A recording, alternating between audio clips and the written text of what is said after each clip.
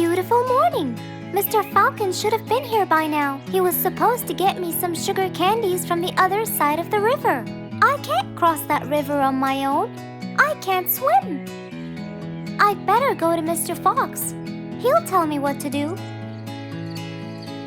And since Mr. Fox helped many more, she went to him and knocked on his door.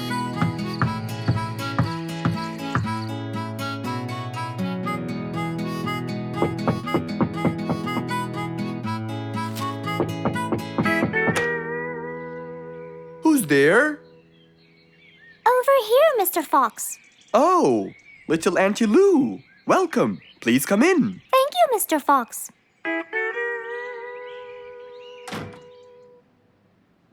What can I do for you? Mr. Fox, my problem might seem small, and I know how busy you are, but Don't worry, Auntie Lou. Whatever it is, we'll find a solution. Tell me, what's bothering you? sugar candies. Sugar candies? But you love them. Yes, Mr. Fox, I do. That's the problem. The only place I can find them is by the other end of the river side, and I don't know how to swim. Well, how did you get them before? I had some friends who would cross the river and bring me some candies with them. But I can't wait for them to go every time. I want to be able to get them myself. I see. So you want a way to cross that river by yourself. Yes. Do you want to learn how to swim? Impossible. I'm so afraid of the water. It's my worst nightmare.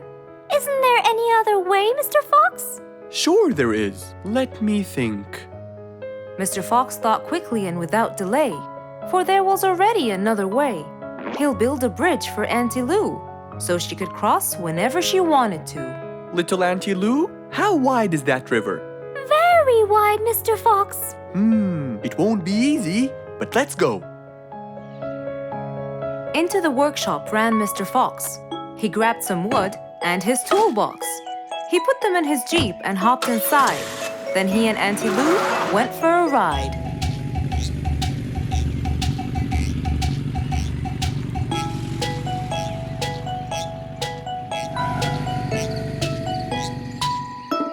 Little Auntie Lou, that's not a very wide river.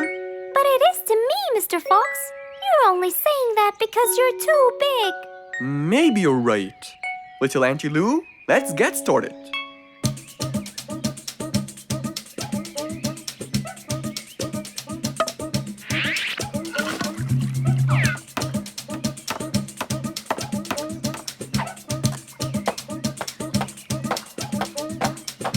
Finally, the bridge is complete. Mr. Fox, that's exactly what I wanted. Thank you so much. I'd better be on my way to collect the sugar candies. I've always dreamed of this.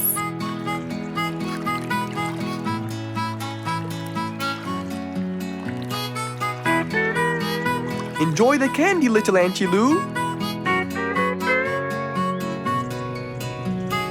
After giving his friend a happy end to the day, Mr. Fox took his car and carefully drove away.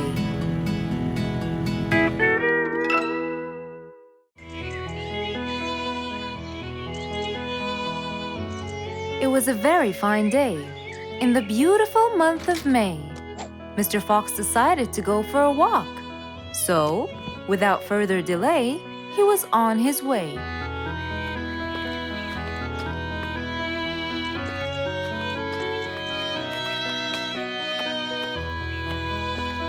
While Mr. Fox was walking, enjoying the sun and the trees, he heard a quarrel at a distance and someone saying, Stop! Please!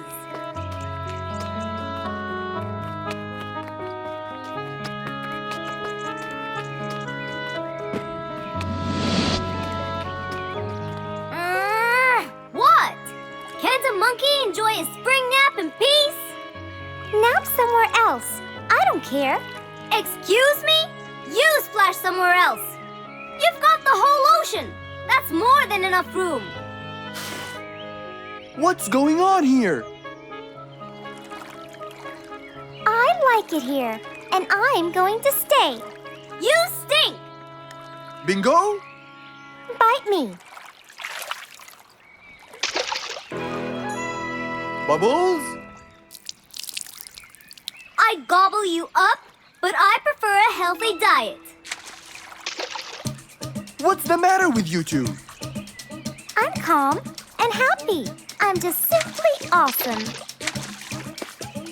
Mr. Fox, can you believe her? Honestly, I don't believe the fact that you two are fighting in this lovely weather.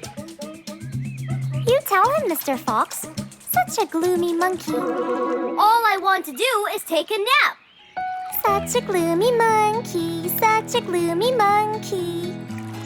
Bubbles, stop that. What's your problem, Bingo? What can I say, Mr. Fox? I just wanted to nap on my hammock. But Bubbles kept splashing water all over me. And it's so irritating. As if. It wasn't on purpose, Mr. Fox. I just wanted to enjoy spring my way. Can't I enjoy the weather however I please? Of course you can. But Mr. Fox! And you too should enjoy your spring nap as well, Bingo. Finally! That's right. Go enjoy your spring sleepiness some other place. Say what now? You know what? I've got the perfect solution to your problem. Really? Yes, and it's very simple. What is it, Mr. Fox? Wait here for a second. Don't splash water for a short while, okay? Fine.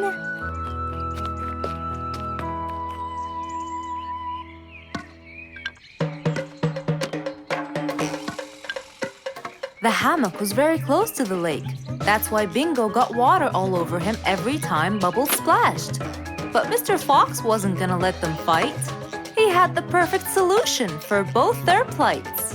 What are you doing, Mr. Fox? Wait and see for yourself.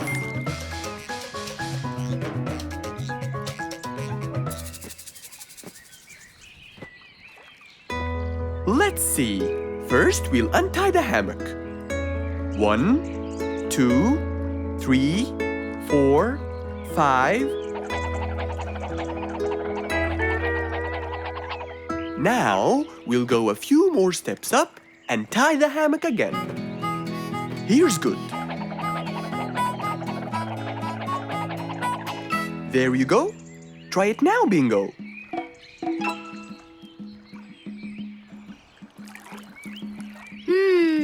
Very comfortable, Mr. Fox. I love it. And the air up here makes me sleepier. Bubbles, give me your biggest splash.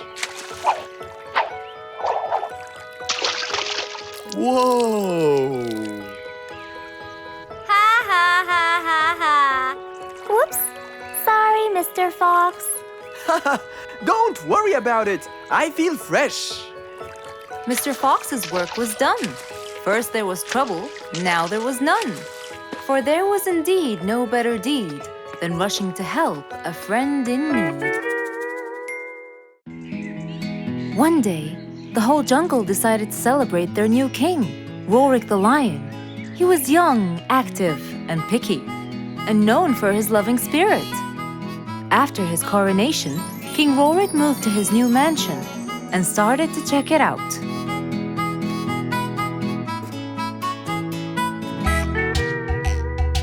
Great, and that's my throne, right? Exactly, Your Honor. Well, I better check it out. Yes, please do.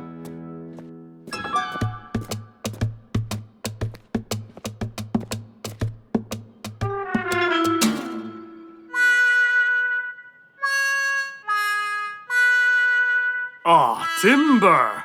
That's too uncomfortable. But Your Honor, it was made especially for you.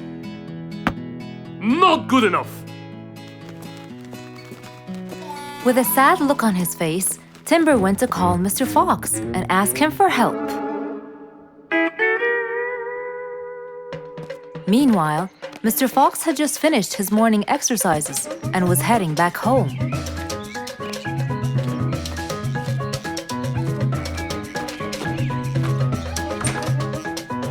After a cold shower, he changed his clothes and had some tea.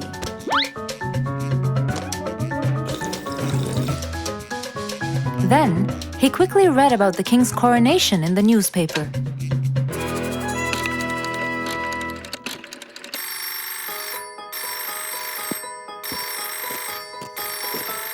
Hello? Hello, Mr. Fox. Can you please, Hello, Mr. Fox. This is Rorik. Oh, hello, Your Highness. How may I help you? I need you to come immediately.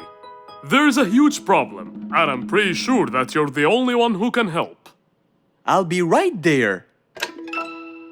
So, Mr. Fox quickly took his keys, hopped into his car, and drove towards the king's manor.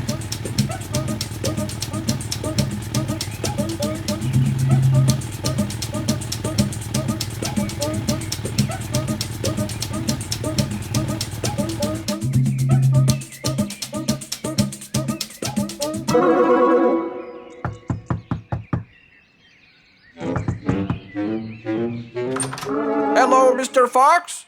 One moment, please. Your Majesty, Mr. Fox has just arrived outside requesting an audience. Of course. Let him in. Come in, Mr. Fox. His Majesty is waiting for you. Good morning, Your Highness. What seems to be the problem? Oh, Mr. Fox. Good, you came quickly. Always at your service.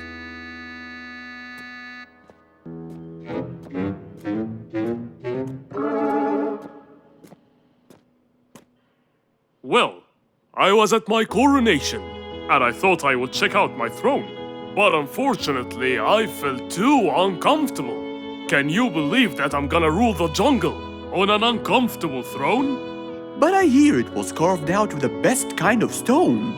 But it still hurts my back. Oh my! Anyway, I've decided to design my own throne. What a great idea! But I need your help to make it as soon as possible. It will be my pleasure, Your Highness.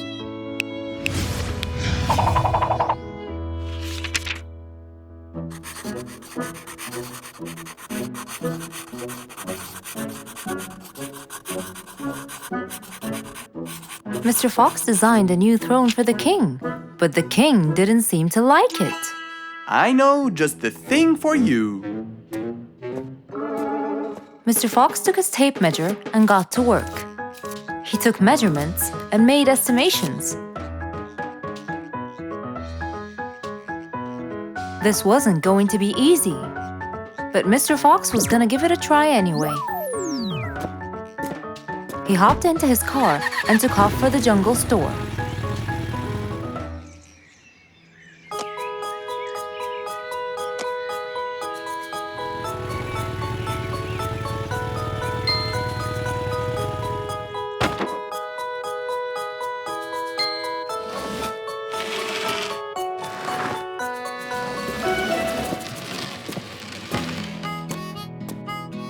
All done. Can you please try it now? Wow!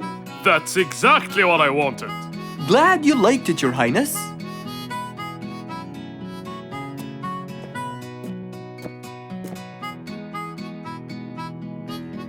And there you have it, the new king of the jungle. An autumn windy day. It was Jumbo's birthday. He was dancing and playing with his friends, hoping this day would never end.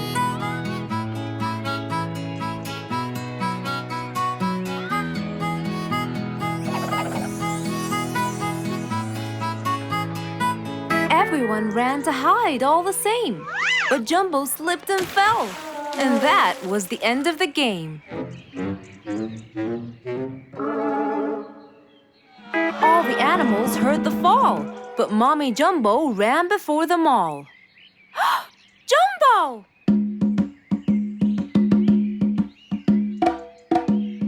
Oh, Jumbo. Combo, you have to take him to Mr. Fox immediately. So, without further delay, off to Mr. Fox's house they hurried away.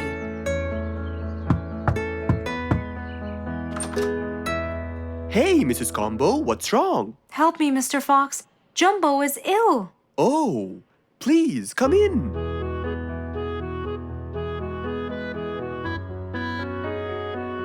You look cold, Jumbo. I'll get you something hot to drink. Thank you, Mr. Fox.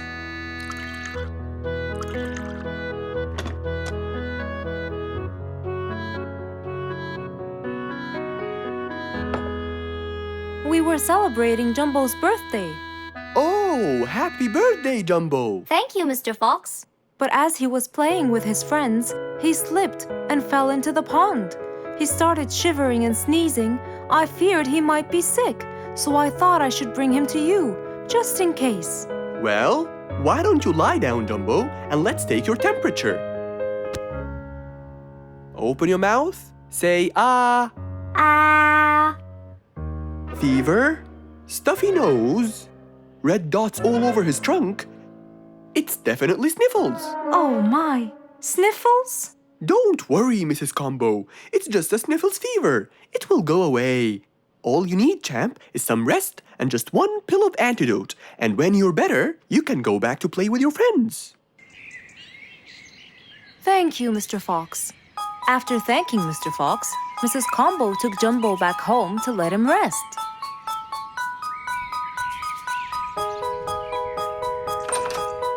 All right, Jumbo. Now all you need to do is follow Mr. Fox's advice and keep Mr. Thermometer under Under my tongue? To find out if I'm all better so I can go outside and play with my friends? But first, you gotta Keep my thermometer in my mouth? right, son. You can count on me. Now, you'll stay put and oh, sorry. Call me when it beeps.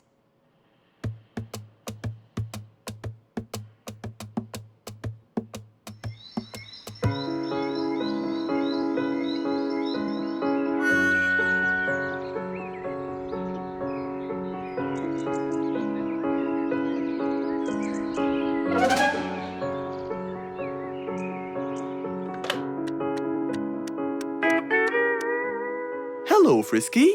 How are you? Hi, Mr. Fox.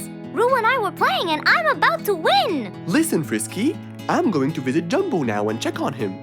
I'm sure he'd be really happy if you and Roo come with me. What do you think? Great idea, Mr. Fox. I want to check on him too. We'll meet you there. As agreed, Mr. Fox met Frisky and Roo at Jumbo's house. I'm coming.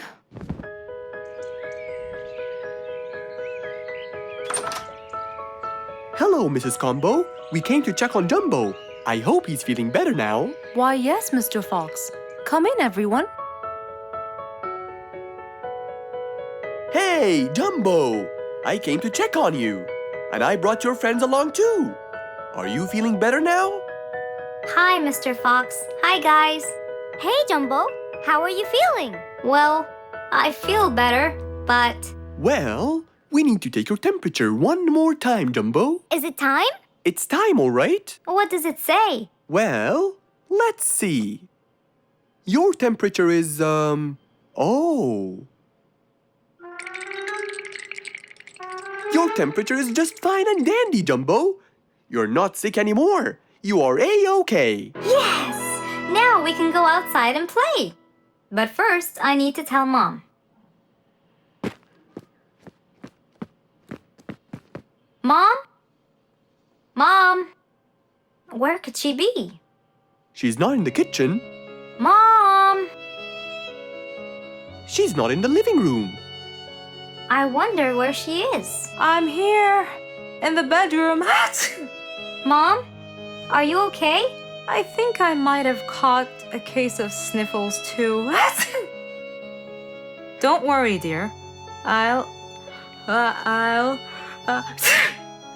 be fine.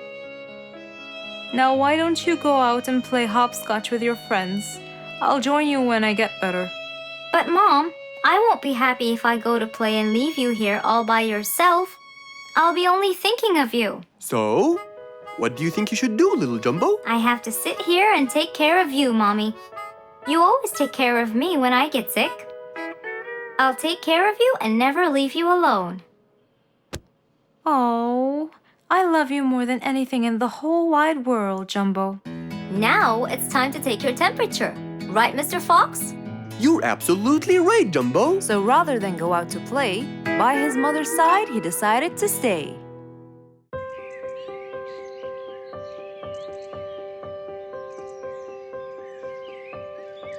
It was a beautiful spring morning. The sun was shining brightly. The sound of the birds woke Mr. Fox up.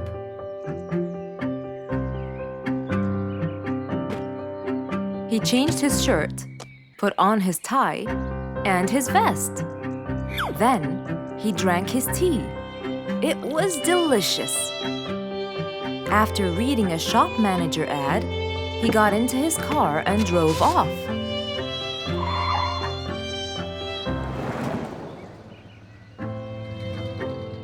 Meanwhile, little Bingo Monkey was riding his bike through the jungle. He was having loads of fun, but suddenly the bike slipped and little Bingo fell off.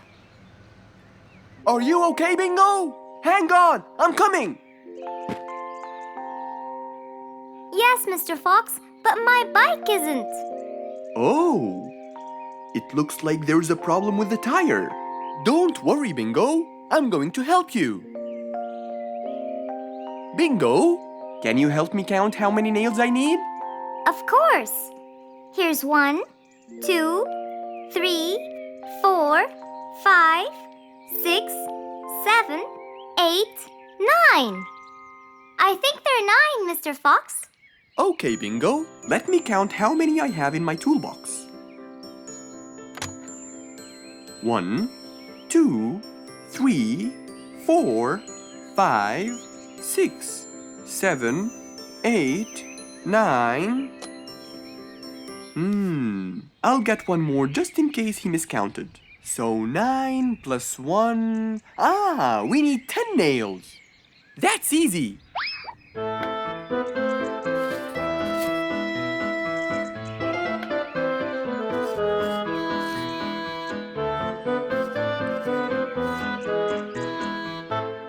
Okay, Bingo.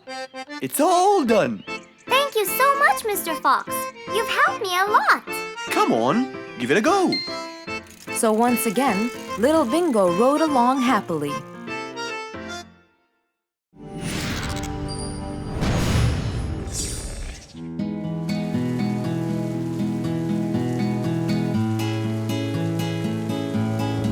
One stormy winter night, when most of the animals stayed warm in their beds and turned off the lights. There was thunder, there was lightning, and Woody the Woodpecker found it frightening. He knew he was in trouble, for his house will soon become rubble. Oh no! What am I going to do? I better go to Mr. Fox before things get worse. With a nice cup of hot chocolate, Mr. Fox continued reading his book when the doorbell rang. It was winter. No one would walk in the rain unless they had a complaint. Woody, what are you doing walking around in such cold weather? Hurry, come in.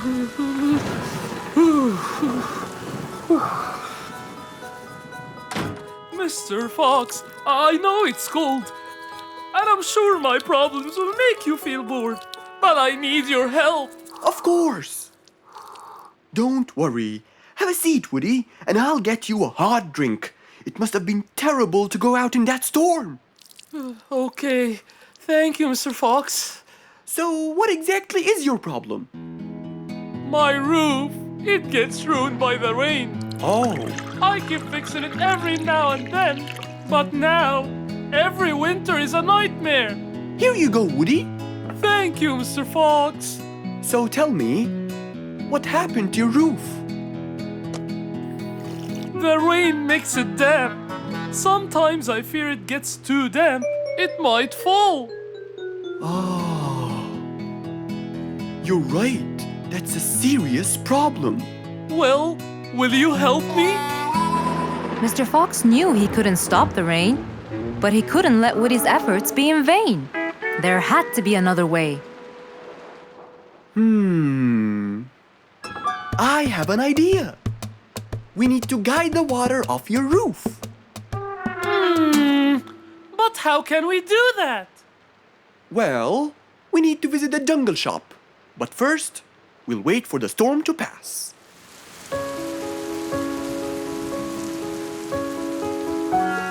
Finally, the storm faded away, revealing a bright, warm, sunny day. I think the weather is better now. Let's go, Mr. Fox!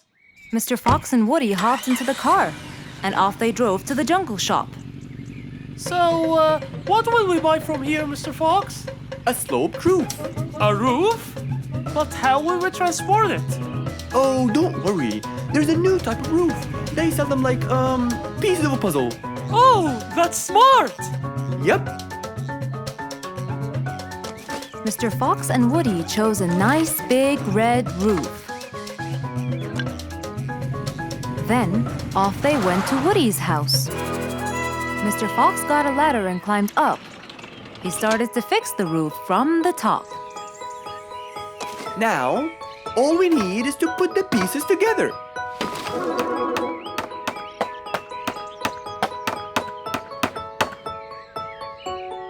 All done.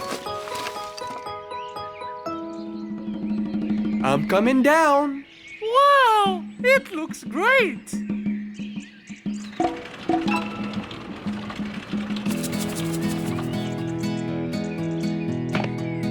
That way, all the water will slide down and the rain won't bother you again. So, does that mean no more rainwater will enter my house, Mr. Fox? Of course not. I guarantee it. Oh, I'm so happy! Thank you so much, Mr. Fox. Oh, it was nothing. We all like living in a dry, warm place in the winter.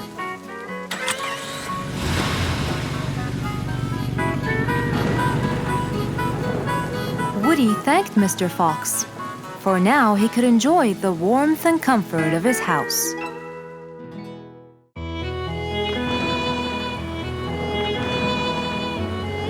One day, the mighty eagle flew to his nest.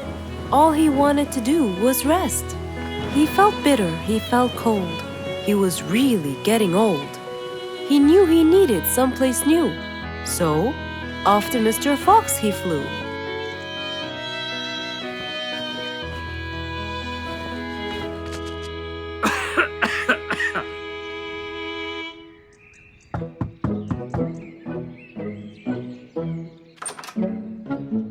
Oh, hello, Mr. Eagle. You look so tired.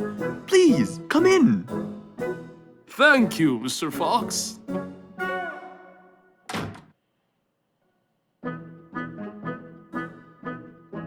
Now tell me, how may I help you? Mr. Fox, I spent years in prosperity and glory, but I'm old now and tired. I can't live out there alone. In that cold weather. Where do you live, Mr. Eagle? By the mountain top. I see. The wind is strong there. I bet you catch a flu every now and then. Well, I didn't used to, but that's all in the past. Now I'm old and weary.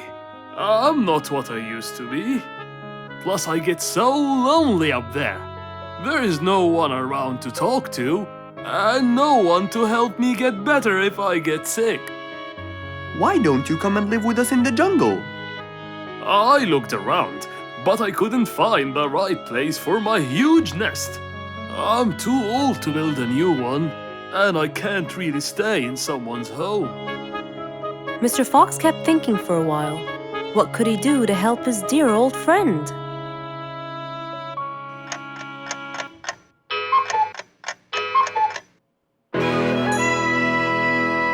I got it. I think I can help you build a new house. Have no worries.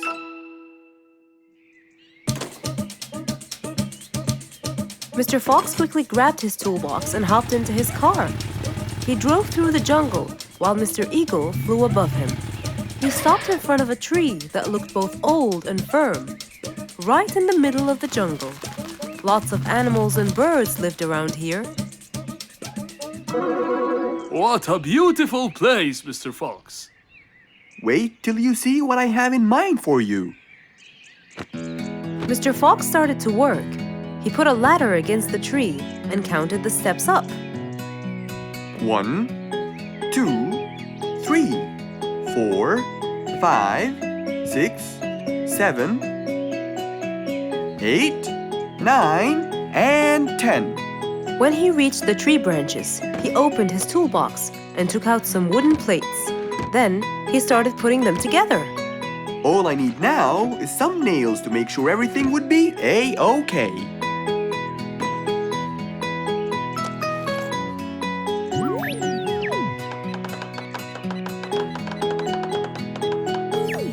We're almost done, Mr. Eagle. Can't wait to see what it will look like, Mr. Fox. Oh my! What a wonderful treehouse! And it's all yours, Mr. Eagle. My own home. I can't believe it. Thank you so much, Mr. Fox. You're most welcome. As Mr. Eagle got inside his new house and closed the door, he felt a happiness like never before. He knew Mr. Fox's idea was truly the best, for there was comfort, there was warmth. He felt really blessed.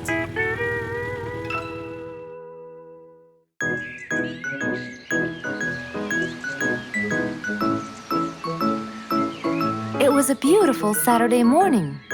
Since the sun was shining and the weather was nice, Mr. Fox thought it was perfect for morning exercise.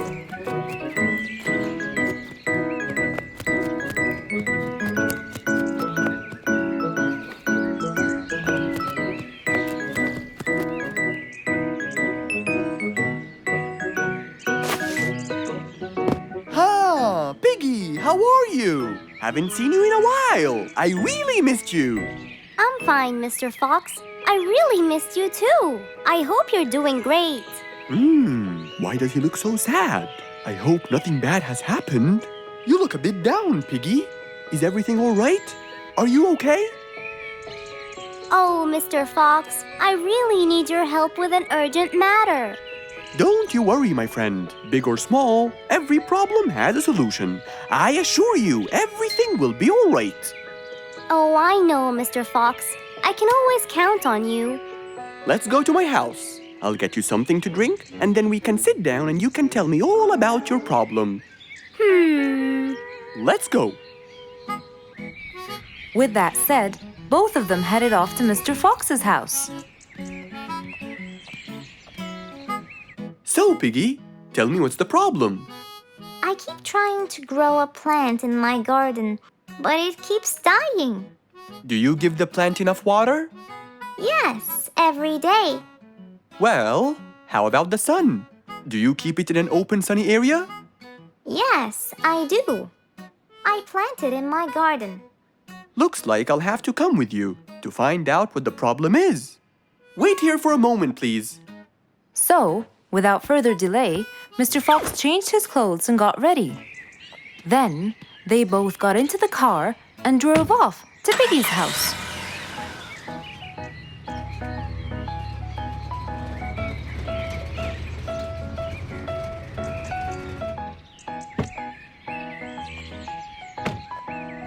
Look, Mr. Fox, these are the plants I told you about. Little Piggy, the plant you're trying to grow is ivy. And ivy likes to grow on something firm, like a gate or a wall. That's how they grow so tall. Ivy? I thought it was just an ordinary plant. Well, you can still grow it on the garden wall. Piggy, do you have a ladder? Yes, Mr. Fox, over there. Okay, come with me. Hand me the drill, please.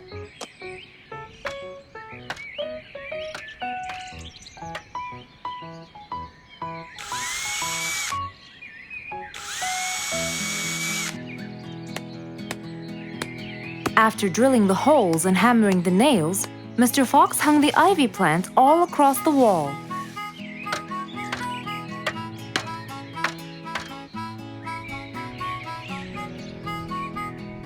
Now, When the ivy grows, it will find this wire to hold on to. I got it. Thank you, Mr. Fox. You're welcome. Take good care of it. After saving the plant and helping his friend, Mr. Fox took off. And that, my friends, was the end.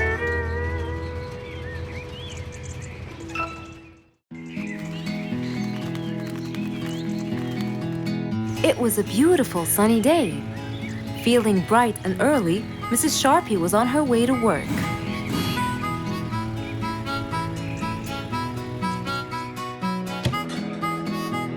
Good morning, Sharpie. Good morning, Emma. You're looking good today, Sharpie. Thank you.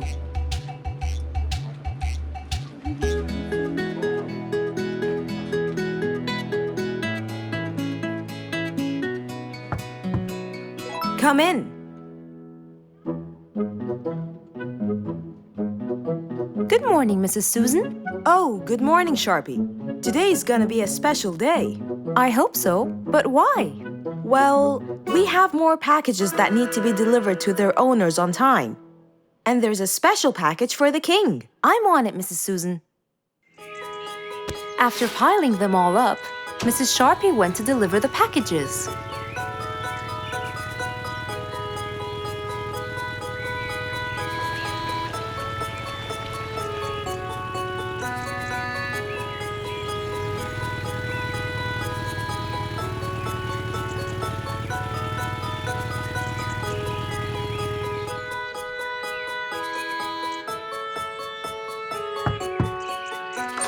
Here's your package.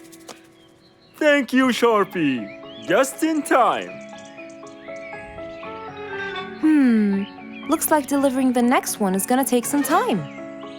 After safely delivering the package to Mr. Camel, Mrs. Sharpie took off to the opposite side of the jungle to deliver a package for Mrs. Deer.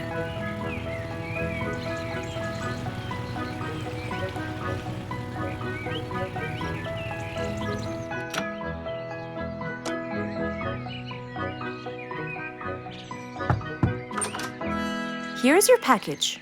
Thank you. But why were you late? I waited all morning. Next was Mrs. Bird's package, and that was south of the jungle. That was very tiring for Mrs. Sharpie.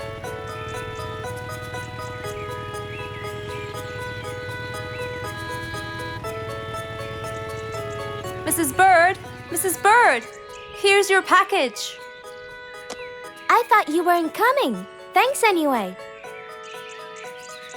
Next was Spike the Dragon.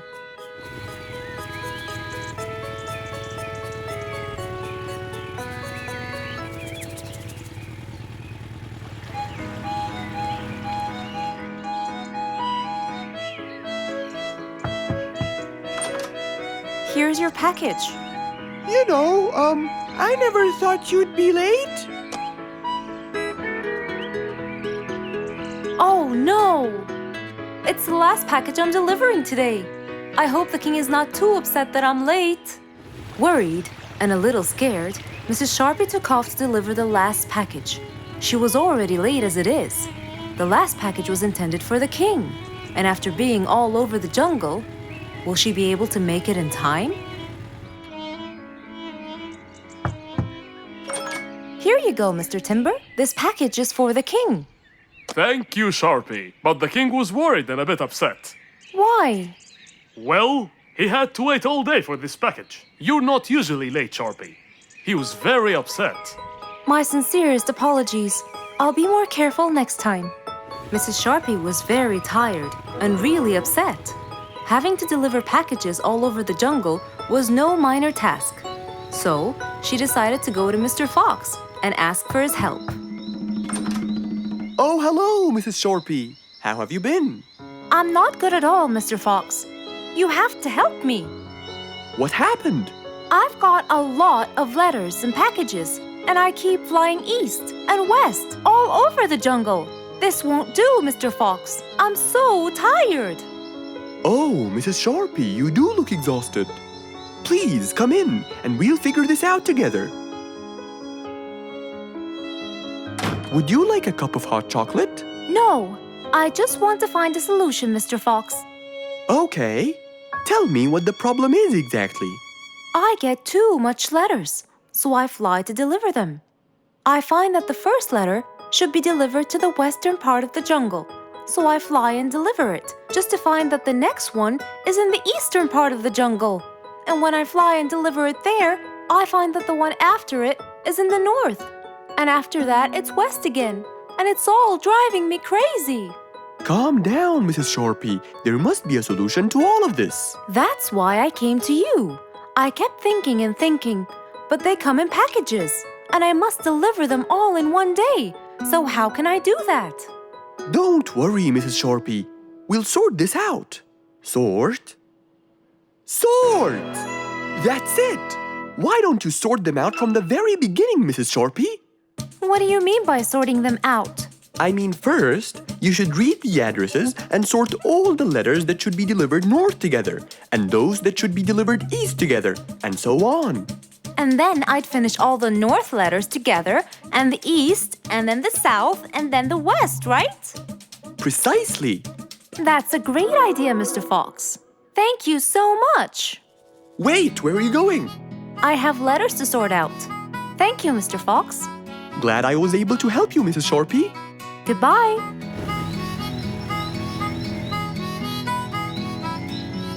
Happy with the solution she got, Mrs. Sharpie took off and looked forward to a new day with her new planned plot.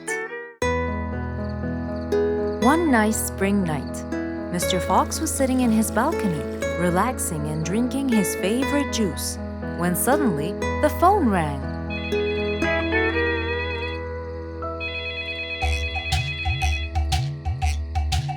He wondered who would be calling him this time of night.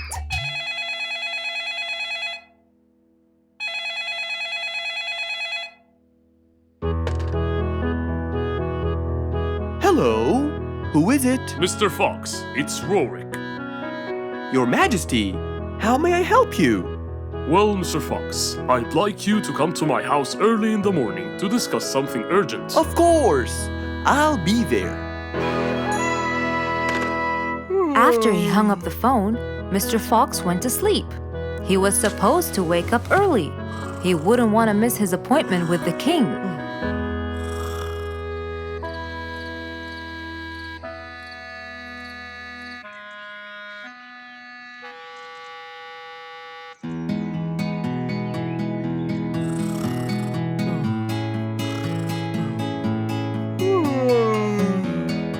Early next morning, Mr. Fox woke up and went to wash his face. After that, he got dressed and was all ready for his appointment with the king. He got into his car and drove off.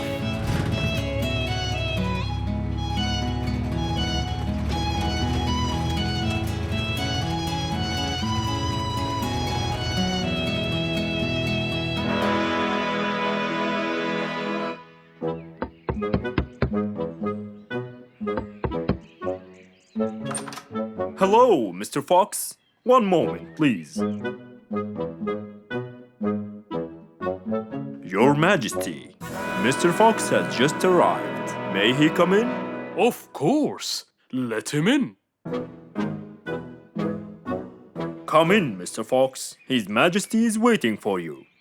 Good morning, Your Majesty. Hope I'm not late. No. You're always on time. How are you, Mr. Fox? I'm fine. And how's our little Frisky? He's fine. A little mischief every now and then. You can never get him to stay in one place. But thanks to your bracelet, we can always find him. Saved us a lot of trouble. It's my pleasure. So tell me about this urgent matter. As you know, our jungle's population has been increasing lately. Indeed. Our population has increased. Yes, but it's getting harder to summon them all to the meeting every time. That's why I called you, Mr. Fox. I need you to figure out a way for me to reach all the animals at the same time. Let me see. I need to think this through. That's okay, Mr. Fox. But please, don't take too much time. Don't you worry, Your Majesty. I will find a solution by tomorrow. As Mr. Fox got into his car to get back home, He thought all the while about the king's request. How could he help the king with his problem? With everything else Mr. Fox has faced, this might be a slightly bigger challenge for him.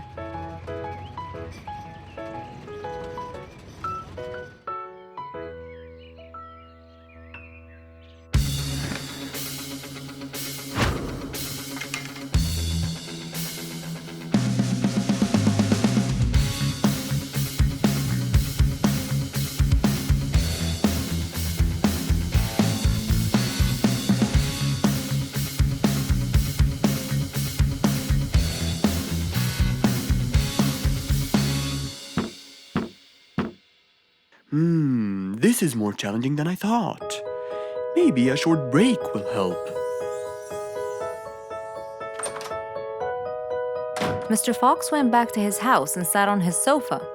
Since he can't think anymore about the king's request, he thought it would be great just to relax and watch his favorite TV show. Everything was peaceful and quiet. But then suddenly, I got it! Mr. Fox rushed back to his workshop. He quickly designed a new device. He carried the new device to his car, and off he went to King Rorik's place.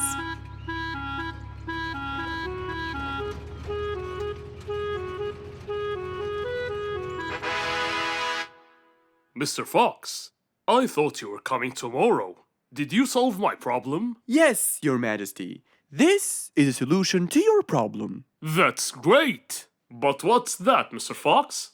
This is a megaphone. I made it specially for you. Every time you need to meet the animals, all you have to do is roar into it. Mr. Fox, you're a genius! But be careful. It's powerful. So make sure that no one is around you when you use it. Of course! I can't thank you enough, Mr. Fox. You're a great asset to all of us. It's my pleasure, Your Majesty.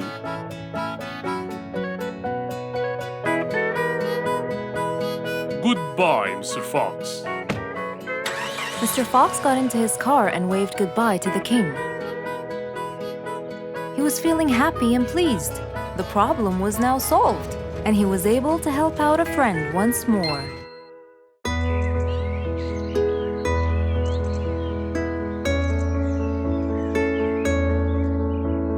One cold morning, while everyone was shivering in their houses, Mr. Fox woke up and went to watch his favorite team play.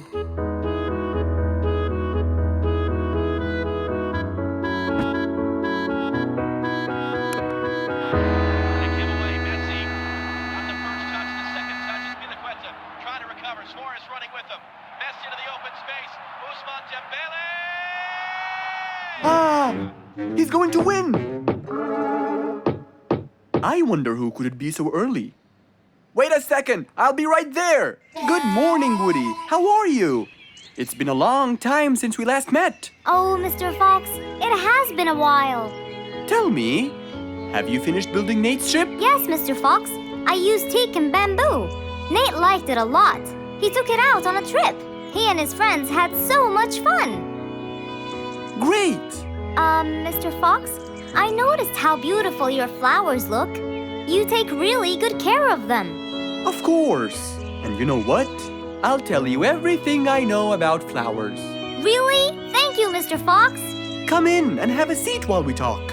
Okay. Woody followed Mr. Fox inside. Feeling a little cold, he waited patiently while Mr. Fox prepared 2 nice bowls of hot soup for them both. Here you go. Thank you. It's delicious. Glad you liked it. Now tell me, what's bothering you, Woody? How did you know that something was bothering me?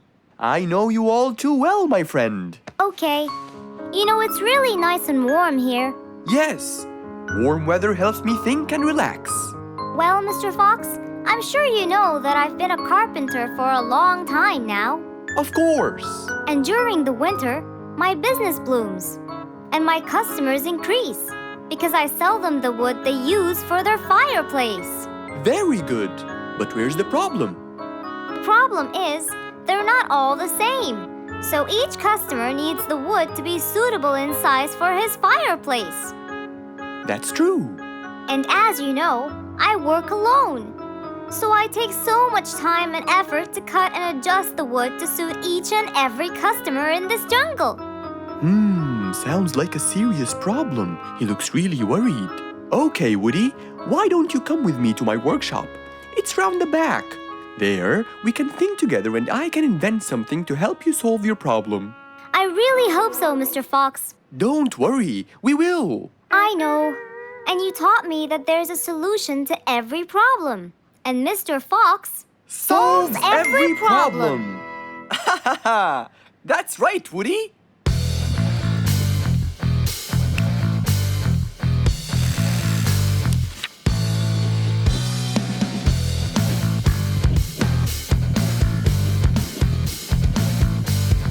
I will invent a gigantic wood-cutting machine that has the ability to choose and control the size and shape of your wood depending on what you need. What? Really? Aw, you're the best, Mr. Fox. I'm just going to need some time to build the machine. You got it, Mr. Fox. I'll go get a few things done and I'll come back. Okay, I'll see you then, Woody.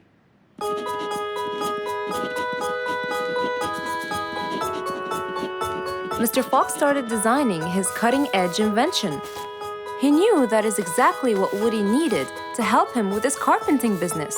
And because he was making this device for Woody, he thought he'd add a bit of color to make it all even more special.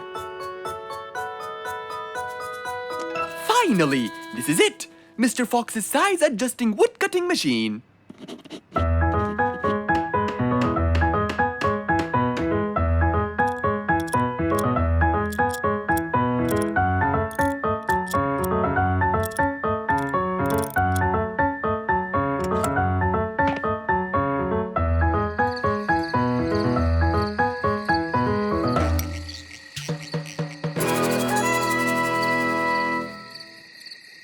After finishing the device, Mr. Fox sat to listen to his favorite music, waiting for Woody, who came knocking on the door.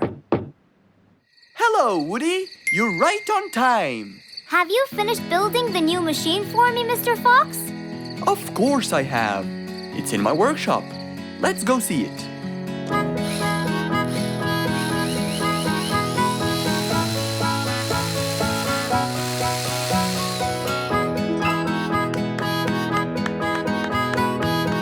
Fantastic!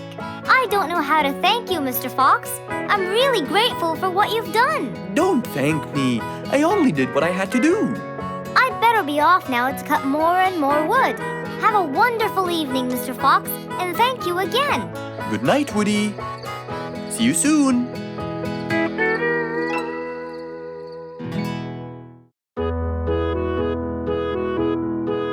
Mr. Fox was known for his kindness in helping others.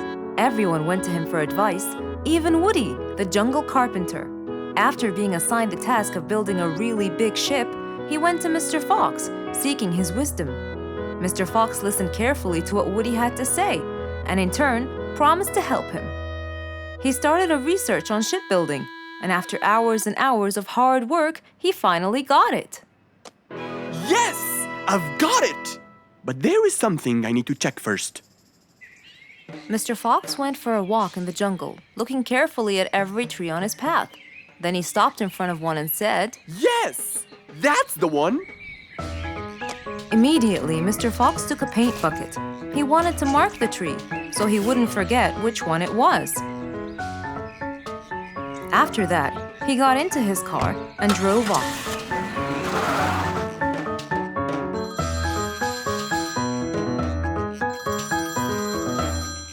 When he got home, he called Woody to tell him that he had found the perfect solution to his problem. It only took a few minutes before... Oh, Woody, right on time. Come on, Mr. Fox, tell me. Okie dokie, come in. I finally figured it out. I never doubted you, Mr. Fox. I was sure you'd be the one to help me find an answer to my problem. Oh, don't mention it. Here you go. These are blueprints. They're guidelines that will help you learn how to build a ship easily. Woody started reading the blueprints thoroughly. He knew most of what was written in it, so he looked up and said, It's a lot easier than I thought. Thank you so much, Mr. Fox. Oh, but Mr. Fox, what about the materials that I'll need to build it? Here's a list of all the materials you'll need. And what about the kind of wood I should use, Mr. Fox? I did extensive reading and I found out that our ancestors were famous for using teak in the process of building ships, as it's really stiff, strong, and it can also be shaped to have wide planks, which would help the ship to withstand the waves of the sea. But I know you don't know what teak is. Not everyone does. But come along. I think it would be better to show you the tree I found earlier in the jungle. Our jungle? Of course! Everything you dream of can be found in our beautiful jungle. Mr. Fox got into his car with Woody by his side and drove off. They headed towards the tree that Mr. Fox had marked earlier. Here's the tree. Huh? I have loads of that wood in my store, but I never knew that I could use it to build ships. I didn't know about teak either. But with a little bit of research, everything is open to you, my friend. Mr. Fox, I can't thank you enough. I'm really happy right now. I'll never forget what you've done for me. It's my pleasure, Woody. Now that I know what I should do, I'll go back and start building that ship for Nate as fast as I could. Thank you again, Mr. Fox. So, after helping his friend, Mr. Fox got into his car and drove away happily. You know, it's true what they say. A friend in need is a friend indeed.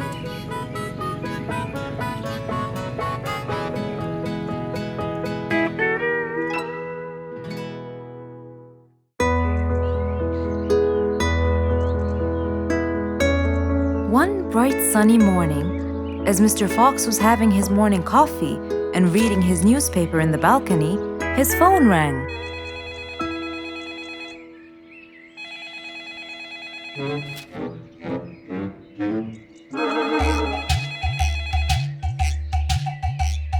Who could it be so early in the morning? Hello? Hello, Mr. Fox. It's Rorik. Oh, hello, Rorik. How are you today? Not very good, I'm afraid. Why is that? My piano. I tried playing it today, but it sounds weird. How so? I don't know. Could you please come and check it out? Sure, I'm on my way. Thank you, Mr. Fox. I'll be waiting for you. And I'll be right there. So, quickly, Mr. Fox changed his clothes. He took his toolbox and his car keys, got into his car, and drove off to Rorik's place.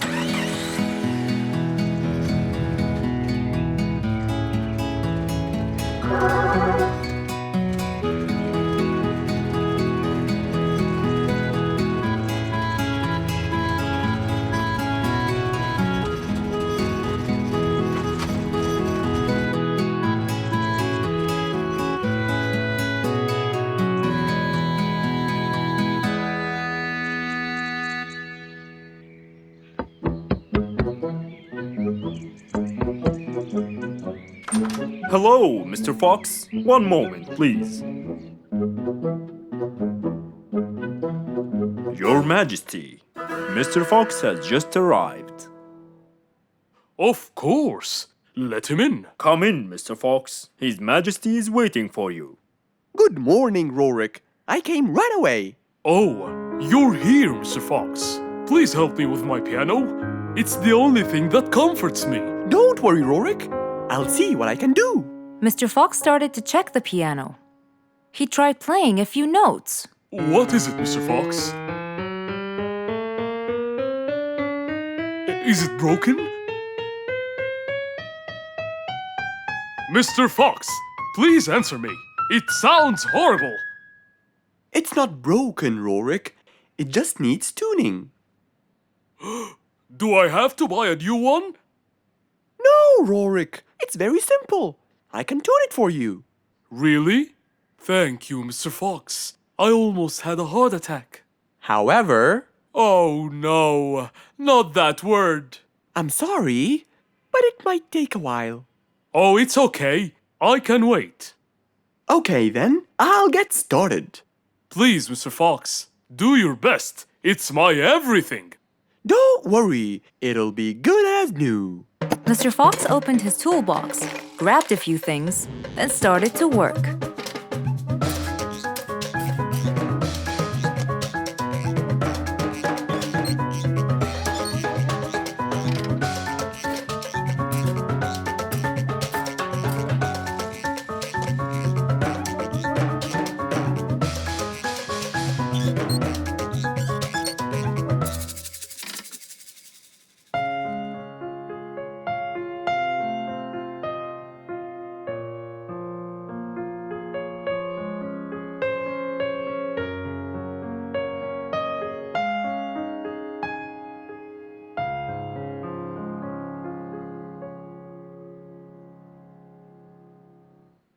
Beautiful.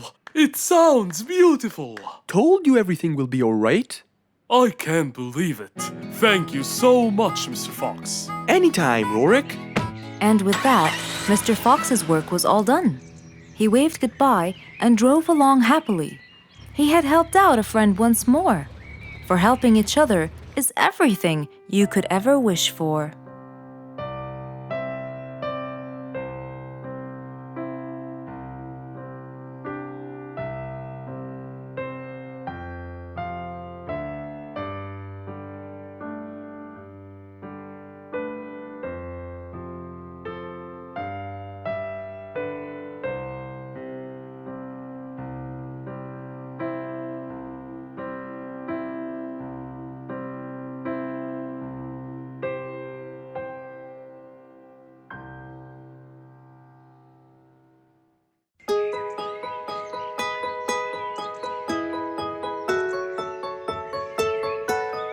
Beatrice was a little energetic bee. She wakes up early, eats her breakfast, and checks on her honey. Then, she goes out to collect some nectar. That smells great. I'll take some from here. Wow, that looks fresh. Here's my favorite type. And so, she went collecting all the nectar she needed, and when she was all done, she went back home. But as Beatrice came closer and closer, she could see that someone had been to the hive. Oh no! My honey! It's all gone! Who could have done this? Beatrice looked right and left, but no one was there. Sadly weeping with grief, she went to the place where she might find relief. Oh, Beatrice. How have you been? Mr. Fox! Beatrice, what happened? Someone stole my honey and destroyed my hive! Who would do such a horrible thing? I have no idea! I was out collecting nectar, and when I came back, I found... Calm down now, calm down. I don't know what I should do! Mr. Fox felt sorry for Beatrice. He kept thinking of a way to prevent this from happening again. Aha! I got it! You know who did this? No, but I can prevent this from happening again. Really? Really? Come with me. At once, Mr. Fox ran to his workshop. He grabbed some steel, some wooden plates, and his toolbox. He then hopped into his car with Beatrice by his side and drove away.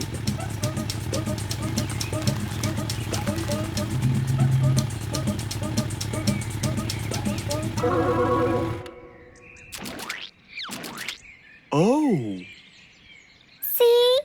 I told you. It's a complete disaster. you were right. But don't worry, everything will be okay now.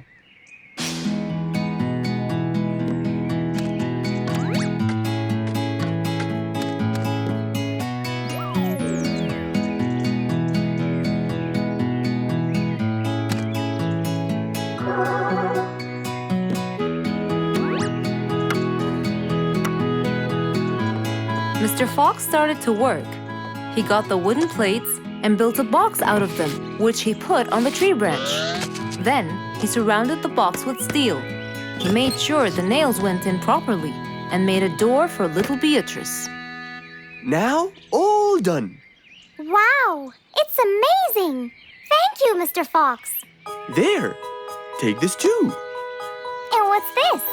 This is the key to your hive, so no one would enter without your permission. Really? Oh, I can't thank you enough. Don't worry about it, Beatrice.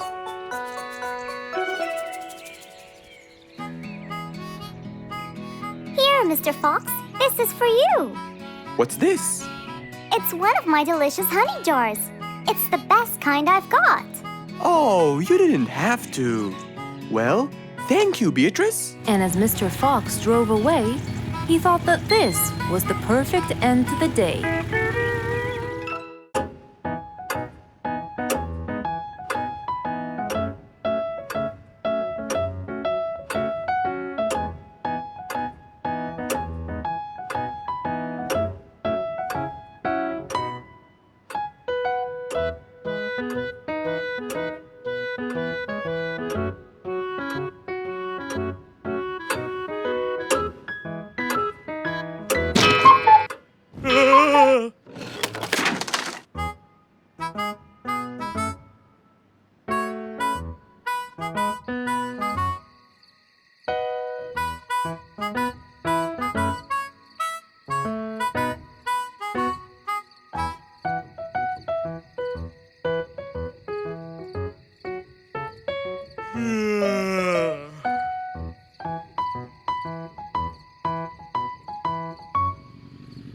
It was past midnight.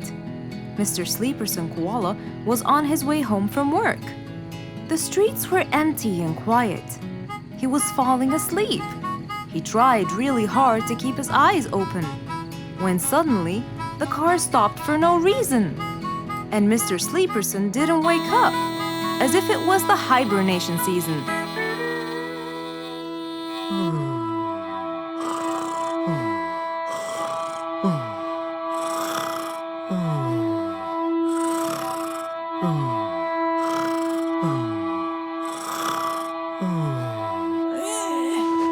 What is that? Mr. Sleeperson fell asleep on his driving wheel. The horn was too noisy for Mr. Fox to bear. He tried to block the sound out, but it was no use. He pulled his cap over his head, put earmuffs, but it was all in vain. He couldn't bear that horrible sound any longer. What a horrible sound! Who could it be this late at night? Oh no! Mr. Sleeperson! It's you again! What brought him here this time of night? And he slept on the driving wheel! Excuse me! Mr. Sleeperson! Hello? Hello?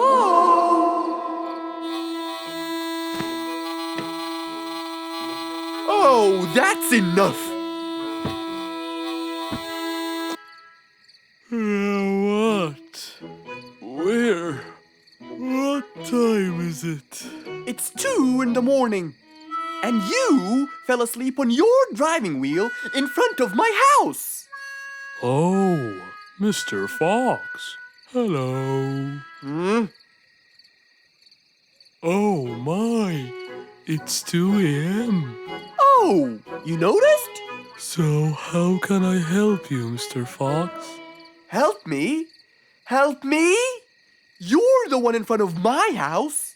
What am I doing here? I don't know. You tell me. I was fast asleep when I woke up to that horrible sound of your noisy horn. Oops.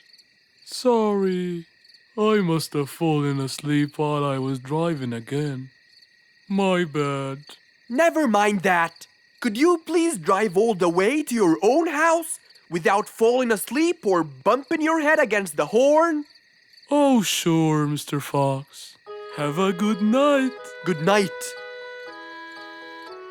But as Mr. Sleeperson tried to start the car, it wouldn't start. Huh? Oh, man! Oh, Mr. Fox, wait! Help! Now what? The car won't start. Is that so? Can you check it for me, please? Of course! Mr. Fox walked back to the car and started to check it out.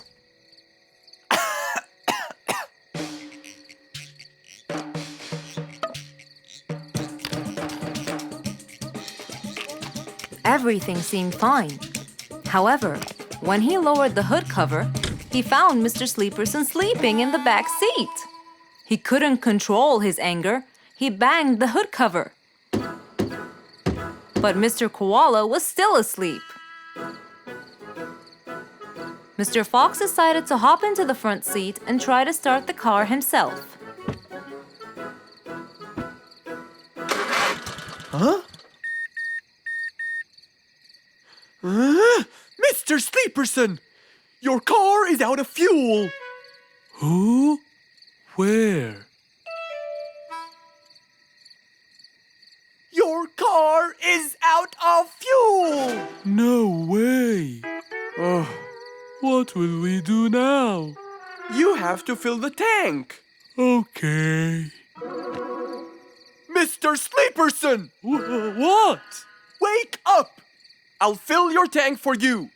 I have some fuel in my house. Oh, that would be great.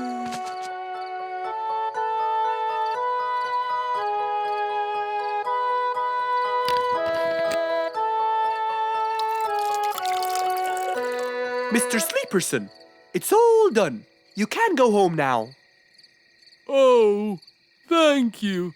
Thank you so much. You're welcome.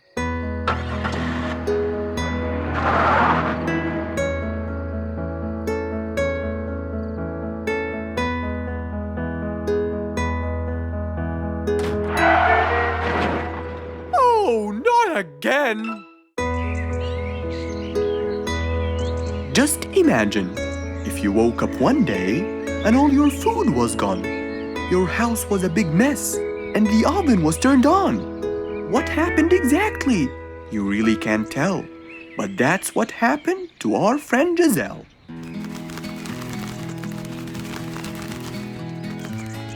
It was a lovely morning, just like all others. But when Giselle arrived, she was burdened with troubles.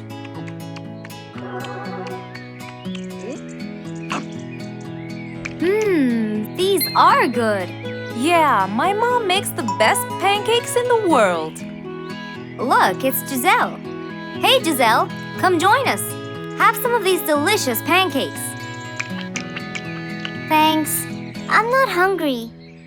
What's wrong, Giselle? You guys, I think a thief broke into my house. What? Food has been going missing from my home, but I didn't think much of it.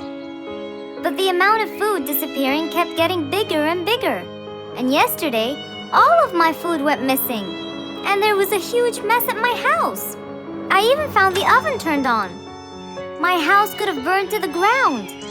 Oh, I'm so sorry to hear that. Are you okay? This sounds really dangerous. What if this happens to my house next? Calm down. Whatever it is, I'm sure we can deal with it. Giselle, let's go to your house and check it out. And so, they left for Giselle's house. They had no idea what would be waiting for them. Oh dear, what a mess. Did you not hear them at all? I heard noises, but by the time I got up, they were gone. Did they take anything else other than food? No, nothing else is missing. So how do you explain all this mess? Maybe they were trying to find their way in the dark. I think Bingo's right. They didn't want to turn the lights on so no one would see them. Yes, but there are more important things. A thief had been here last night, and I don't think Giselle had time to worry about all the dishes. You're right. These are not mine. I didn't use these. That means that whoever was here didn't just steal the food. They ate it all here. That would explain why the oven was on. They cooked. Okay, calm down. We'll figure out a plan to catch them. But first, let's clean everything up. They started cleaning the house, trying to help their poor friend out, while being so worried about what's going to happen next. Any idea how we're going to catch them? I have an idea. We'll have a neighborhood watch. You know, we'll stay up around the house so we can catch them as soon as they come near. Sounds great. Giselle, why don't you go and get some sleep? We'll take care of it. Thanks, guys.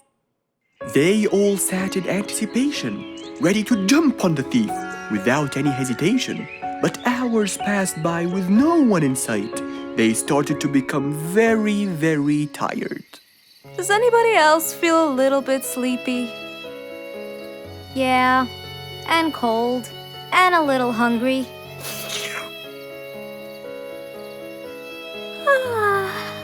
Parrot, do you see anyone from up there? No, no one's around. Guys, you can go home. I'll stay here for the rest of the night. I'm not tired.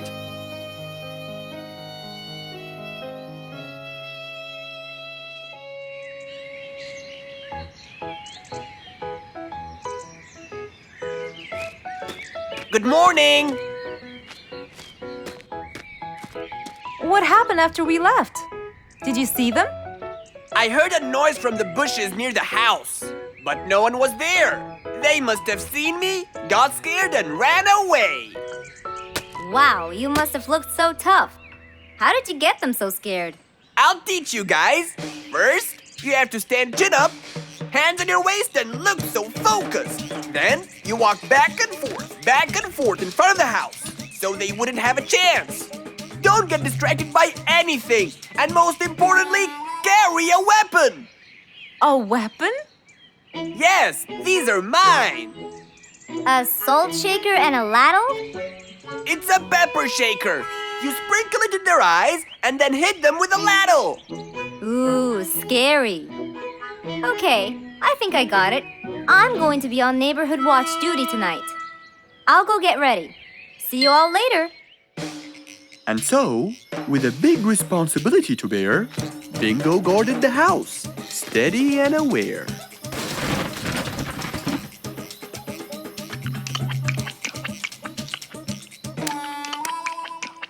Zebra, what are you doing? What? Where am I? Giselle's house. What is that noise? Did you catch him? Yes, it's Zebra. He's been sleepwalking and eating all your food. Oh no! Giselle, I'm so sorry. I wasn't stealing your food. This happened before. I sleepwalk a lot. Don't be mad. I can't believe it's been you all along. That is so funny. You're not going to tell everyone about it, are you? If she doesn't, I will. I knew you couldn't scare a thief away with a ladle. You could! You know what? I'm just happy Giselle is safe. I'll just go home now. I need some sleep.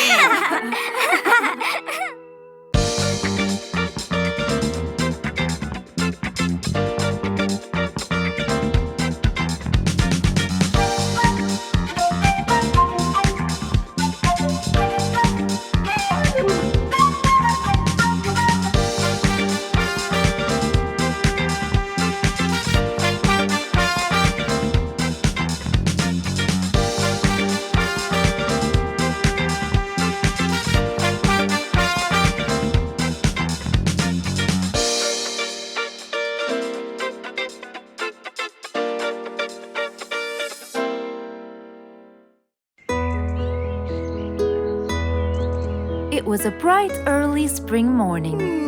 Still feeling a little sleepy, Mr. Fox opened his eyes and got out of bed.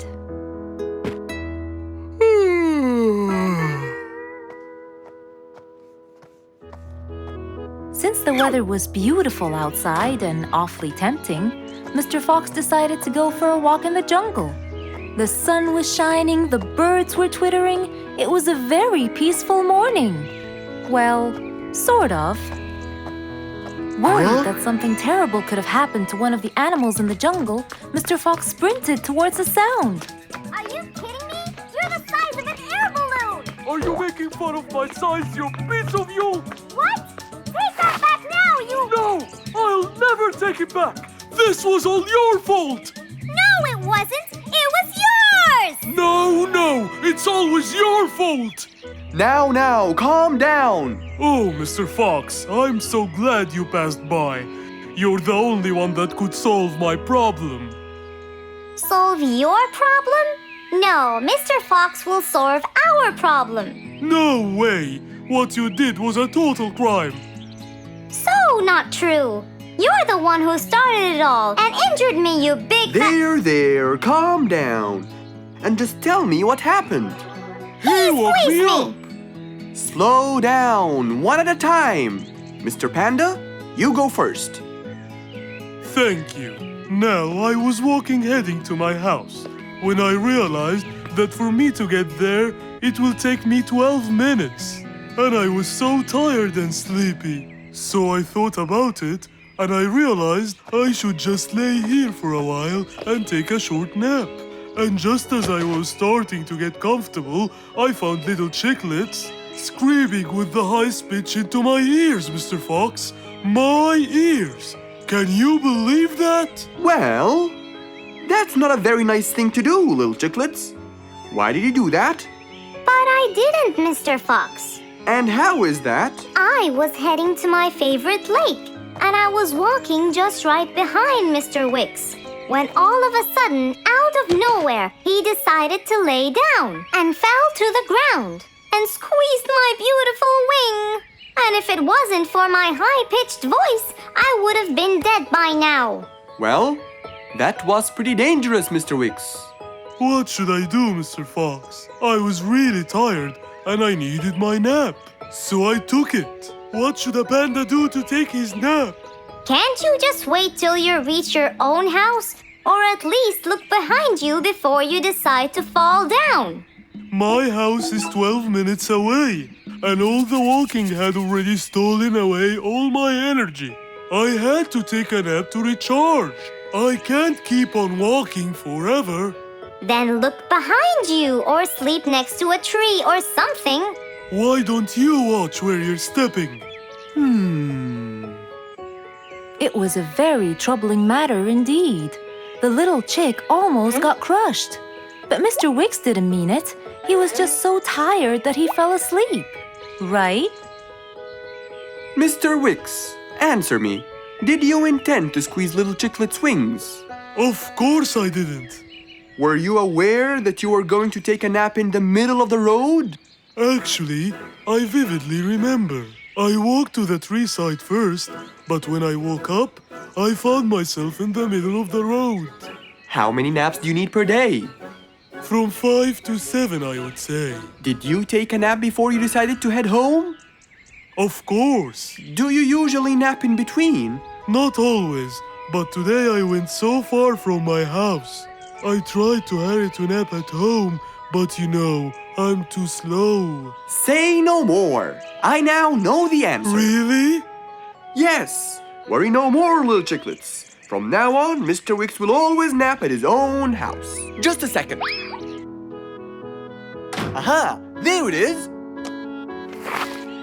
Is that what they call caffeine?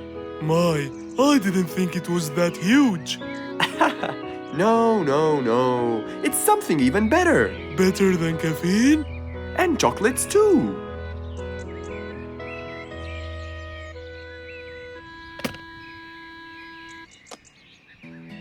Wow! Rollerblades! So you'll be able to move fast and reach your house as fast as you can. Oh, can I try it now? Sure you can. Wow!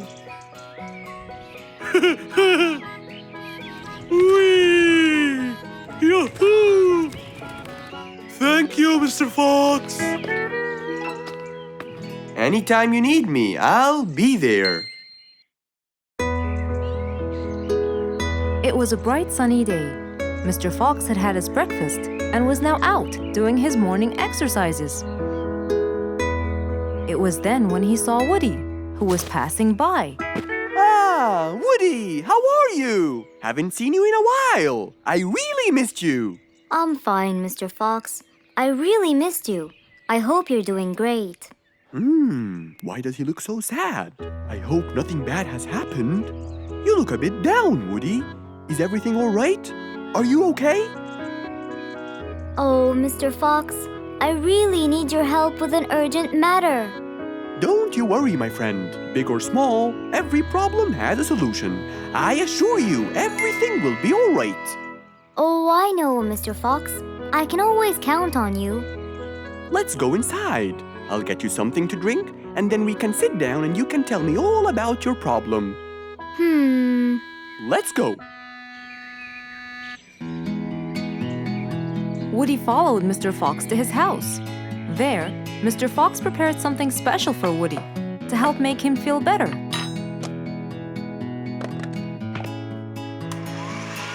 I made you some fresh orange juice. This will help you relax and cheer you up. Oh, you're very generous. I love orange juice. Thank you.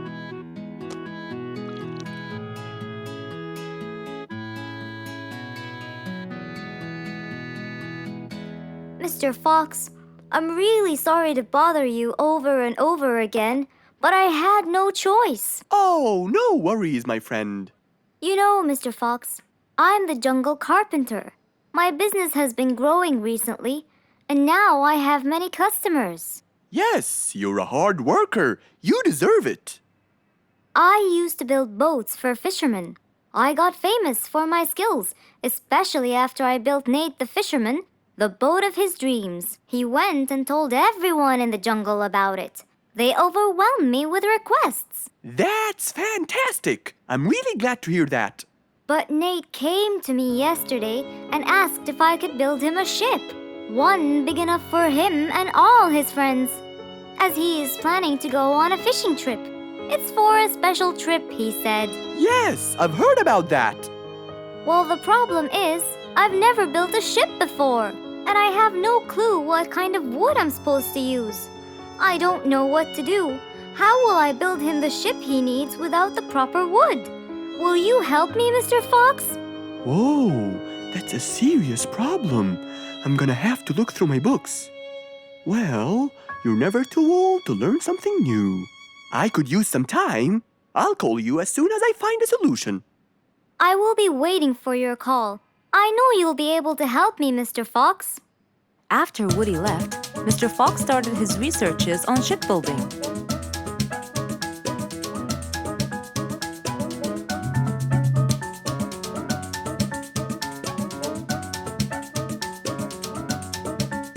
After hours and hours of hard work, he finally got it. Yes! I've got it! But what did he get? We'll find out in the next episode. Who can you always count on? They're always there when you're feeling down, ready to draw a smile and remove that frown. They make a bad day so much better, especially if you share toys and play games together.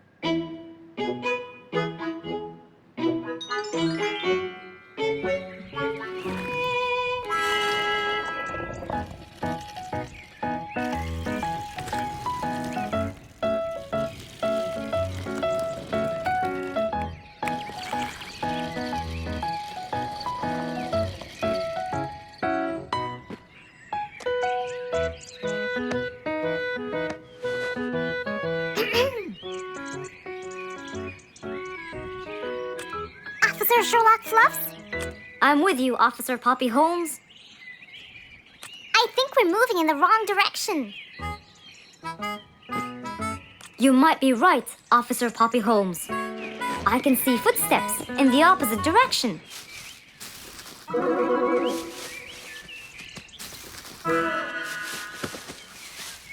Officer Sherlock Fluffs.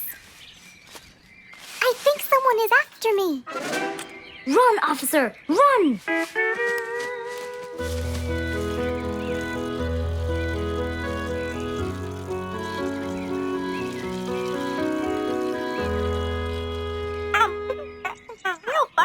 What do you mean?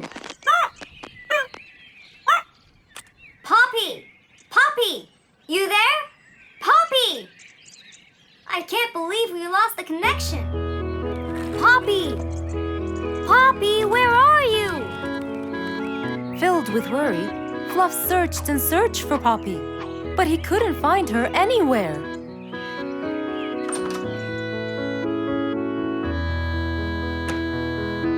Hey there, Fluffy.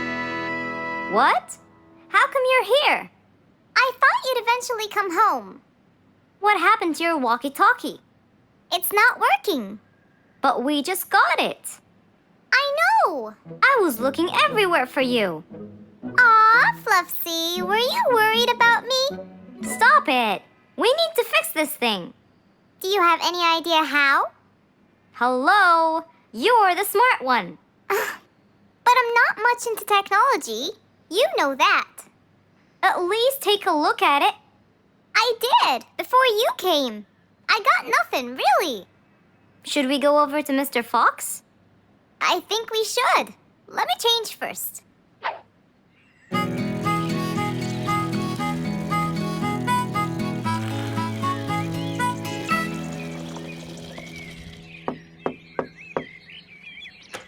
Hello? Hey! Mr. Fox, Poppy broke her walkie-talkie. I so did not. Don't fight, you two. Show me your walkie-talkie. Maybe I'll be able to fix it. Here. But I promise I didn't break it. I'll go to the workshop and see what's wrong with it. Thank you, Mr. Fox. Sure. You really think I broke it? Why else would it stop working? But I didn't. Well, I kind of think you did. You're unbelievable.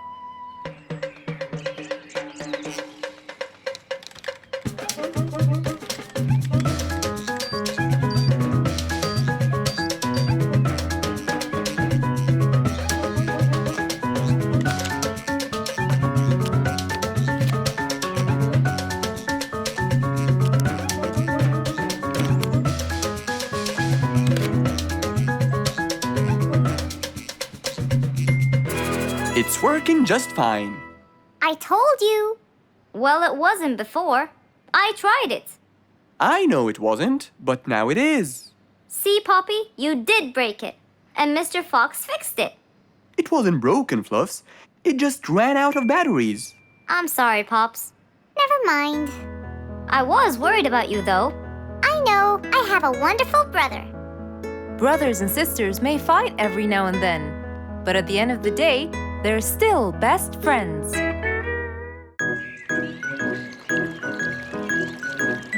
It was a nice warm autumn day. Mr. Fox was doing his morning exercises, sit-ups, push-ups, and running on the jungle track. A very refreshing start to the day. But then, unexpectedly, fog started to form, stopping any plans to enjoy the beautiful weather. Why is there fog covering the whole jungle? This is really strange. It's been happening a lot lately. I really hope everyone's all right. I should head home now. Oh, I think I should probably stay home today. I don't have my morning newspaper yet. And how would I? It's impossible to see. Aha! Wait a minute. I'll try calling Mr. Falcon. He'll definitely tell me what's going on. Mr. Fox held the phone and dialed Mr. Falcon's number.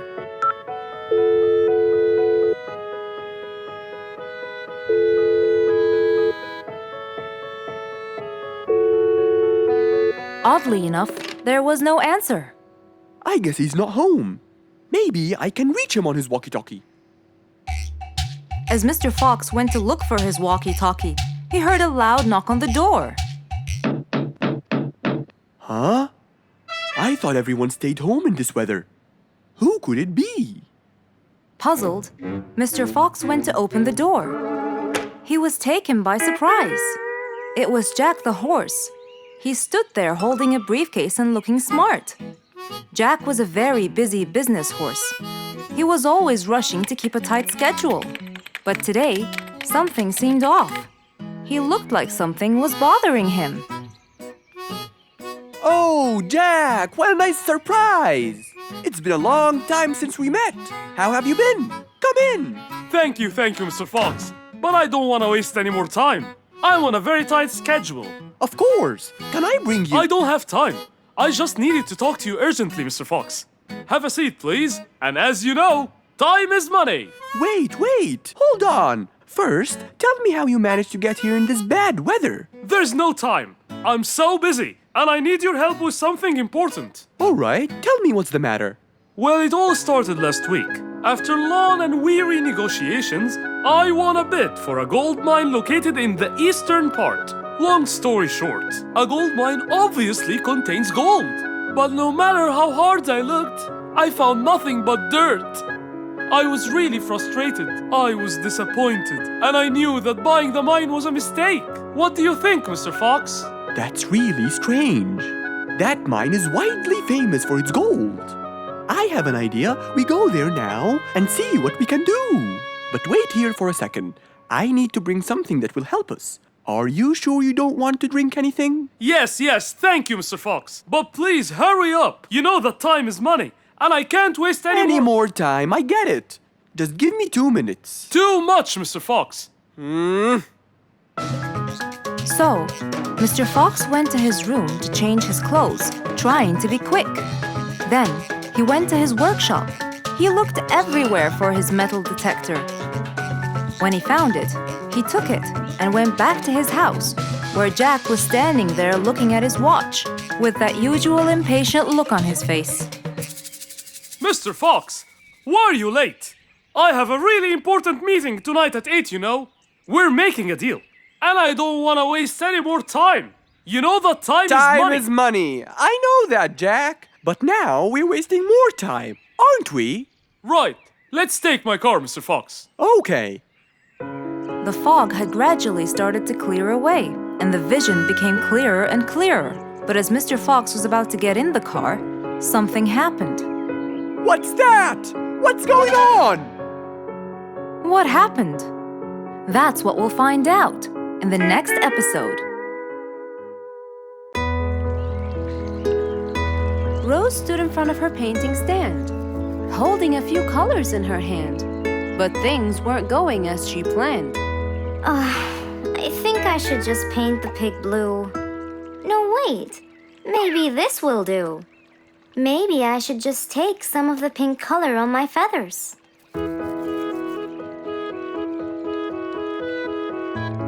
This isn't working. Maybe I should call Mr. Fox. He might have some clue about what I should do.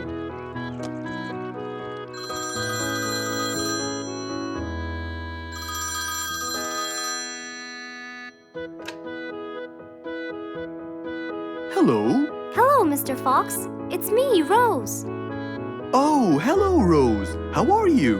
I'm fine, Mr. Fox, but I do need your help with something. Do you think you could come and meet me? I'm at my usual painting place. Sure, I'll be right there.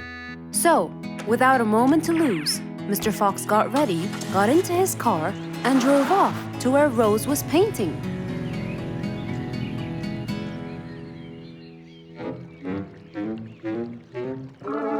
Oh, Mr. Fox. I'm sure glad you're here. I tried everything, but nothing seems to work. What are you trying to do, Rose? I was just trying to get some pink paint, Mr. Fox. I'm not sure that this is the right way to do it, Rose. Well, what should I do? Do you have an empty color palette? Of course. So, what colors do you need? I have red, blue, yellow, black, and white. But I still need pink, green, orange, purple, and brown. Let me see. If we take a bit of red and a bit of white, we can make pink. Oh, it's just like magic. How about the other colors? Do you want to try? Why, yes, I would. But which colors do I use? Use your imagination, Rose. I want to try red and blue. Okay. Wow! Now I can paint my violets purple. Do you want to try again? Sure. This time I'll try red and yellow. Nice. Now you have orange. It's beautiful, Mr. Fox. But I'm still missing green. Well, let's see. We still haven't mixed blue and yellow, have we? Right! This is a really cool shade of green. Now you can paint all you want. But, Mr. Fox, what about brown? Right. I almost forgot. Let's try orange and blue. Yes, that's it. I really can't thank you enough, Mr. Fox. Don't worry about it. I really like your painting. You do? Yes, it's quite colorful. Well, thanks to you. Now, whenever you're missing a color, all you have to do is try some together. All the colors that Rose once knew, when mixed together, turned to something new. Pink, purple, orange, and green. Something she had never seen. It was a beautiful morning. The sun was shining brightly over the jungle. And seeing how nice the weather was, Mr. Fox decided to go for a walk.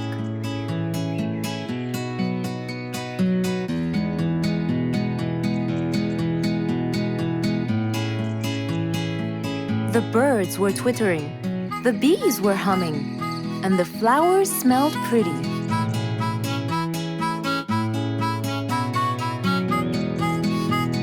As Mr. Fox was passing by Bingo's house, he saw him doing something really strange.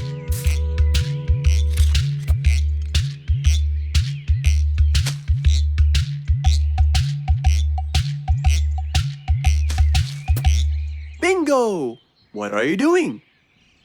I'm storing my favorite fruits to eat during the winter.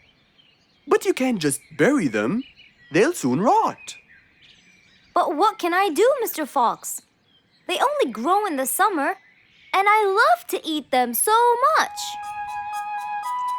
Mr. Fox thought about it for a while. What could he do to help Bingo?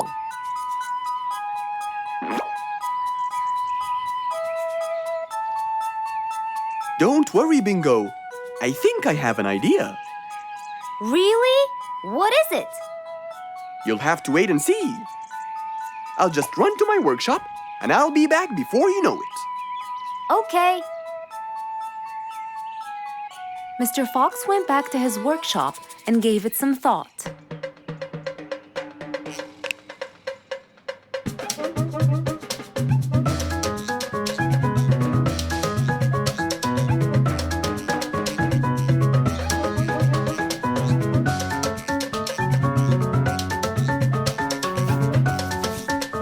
After calculating all the details, he started to gather the things that he needed.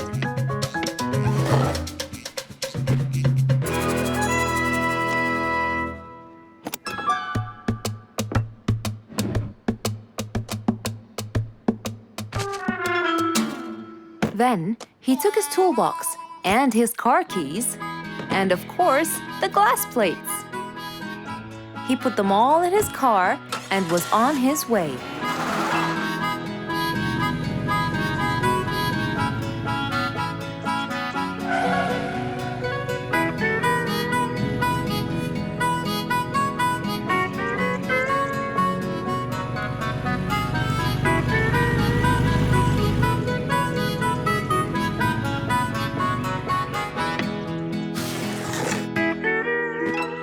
What's all this for? It's a surprise. I can't wait.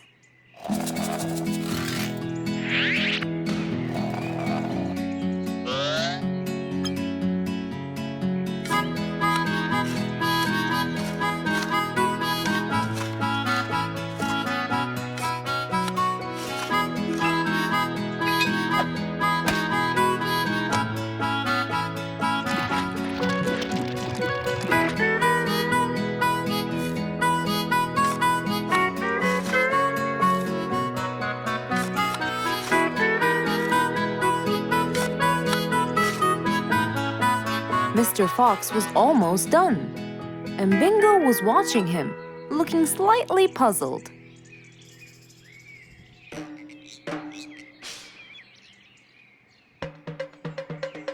Here you go. You'll never miss pineapples again. So I can store them in here? No. You'll grow them in there. This is called a greenhouse. But it's not green, it's transparent. No. It's called green because we can grow green plants and fruits inside it whenever we want. Oh, so now I can have pineapples whenever I want? Yup. Anytime you want. Awesome! Thank you, Mr. Fox. Glad I could help. Here, this is for you, Mr. Fox. It's the best one I've got. Oh, that's very nice of you, Bingo. I love pineapples.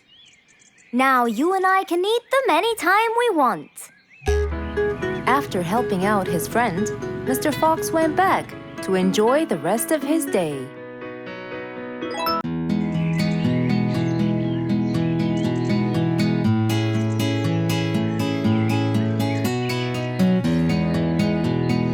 Spike the Dragon always bragged about how good he was at photography, and all he wanted was just one little chance to prove to everyone how talented he was.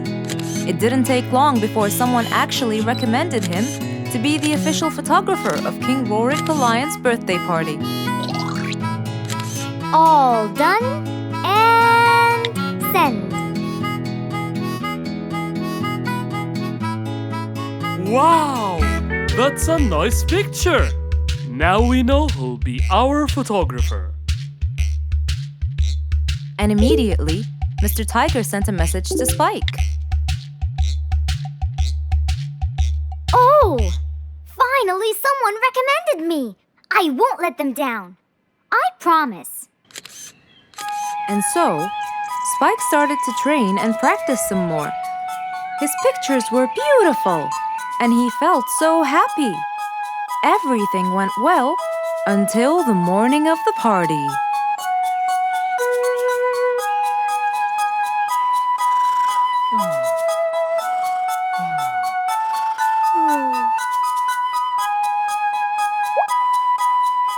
Oh, today's the day. Finally! Maybe I should train some more.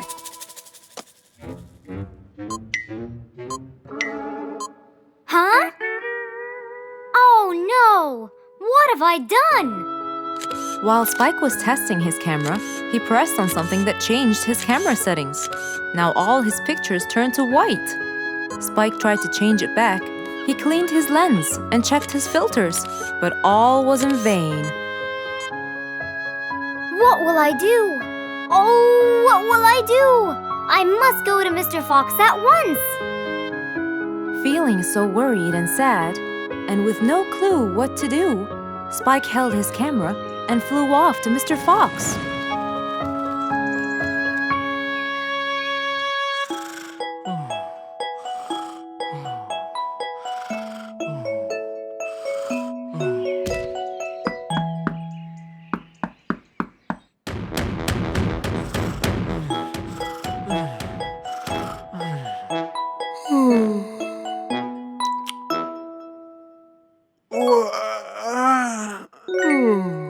Who could it be this early?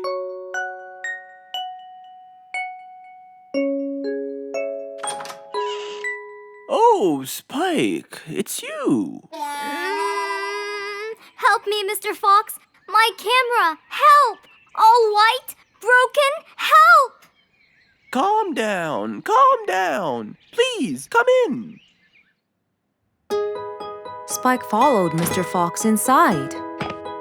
He sat down and started to speak slowly. You know today's the king's birthday party. Yes, and you've been hired as the official photographer. Congratulations, Spike. Oh, Mr. Fox, it would soon be condolences. What? Why? My camera. It's broken. Broken? Yes, I woke up early today and tried to check it. But I found that every picture I take becomes white.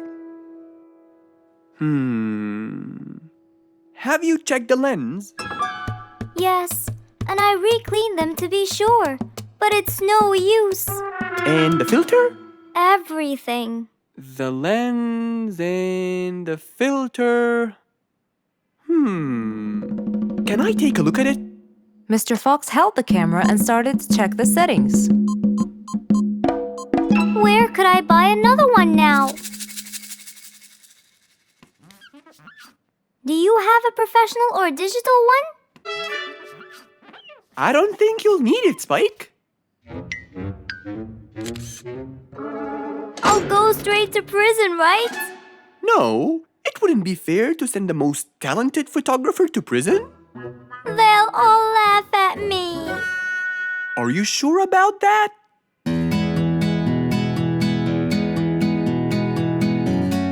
Mr. Fox took a picture with the camera and showed it to Spike, who couldn't believe his eyes. Wow, it's back. What was wrong with it? Looks like you accidentally increased the gamma. Oh, I forgot to check that. Thank you, Mr. Fox.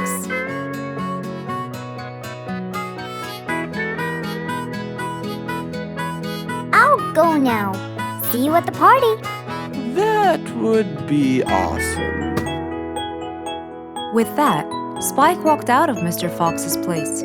He went back home with a smile on his face.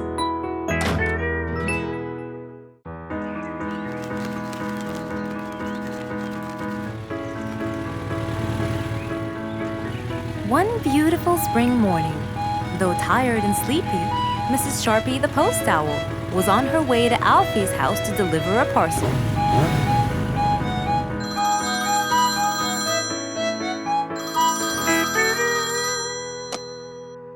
This is Alfie. Who is it? It's Chip, Alfie. How are you?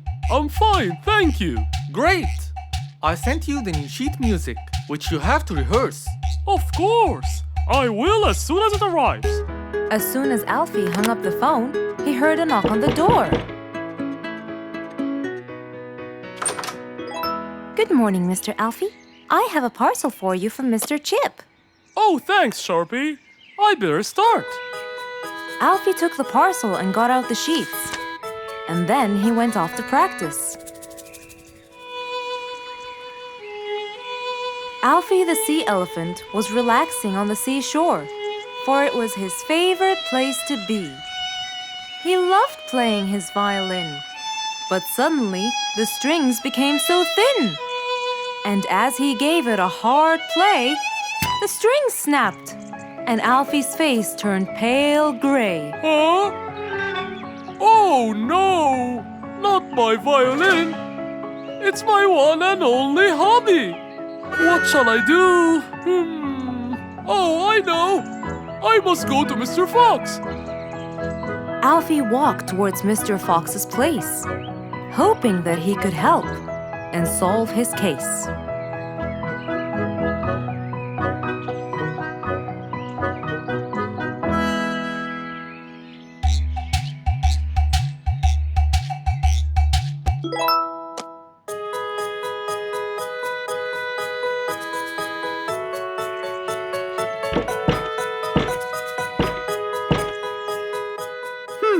I wonder who?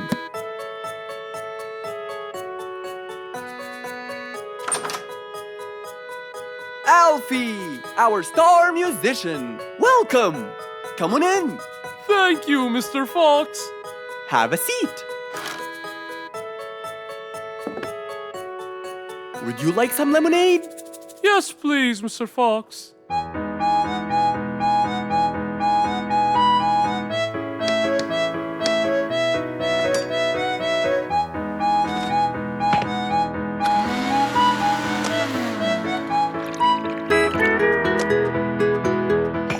Mr. Fox came back with a glass of lemonade. He gave it to Alfie, then he noticed his violin. Oh, what happened to your violin?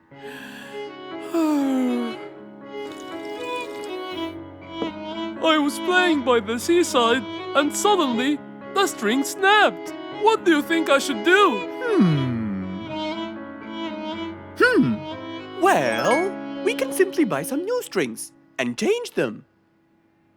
I already bought them, but I don't know how to change them. It's my first time. No problem. It's easy. Now let me teach you how to replace them. First, we remove the old string by twisting this till it's loose. Then, we pull the broken string out of its hole. After that, we twist the tuning peg on the other end and pull the other end of the string from its hole as well. See? Now the whole string is out. We insert the thin end of the new string into the hole of the tuning peg. Then, bend the string around the hole like that and fix its other end into the other hole.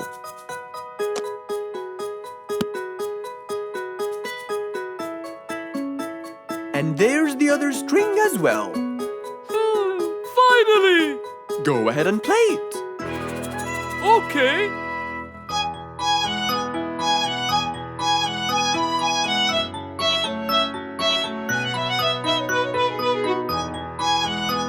With his violin finally fixed, Alfie walked out the door. He went back to play on his favorite seashore.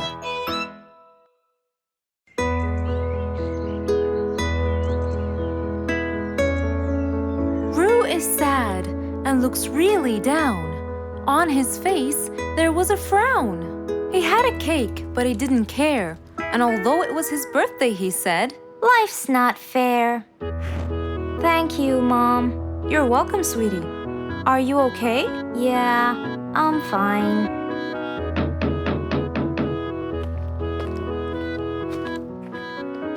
Oh, look who's here. It was Roo's best friends, Poppy and Fluffs. Hey there! Happy birthday! Wow, neat birthday cake. Yeah, just a normal birthday cake, traditional birthday hat, and the same old wishes over and over again. Roo, are you okay?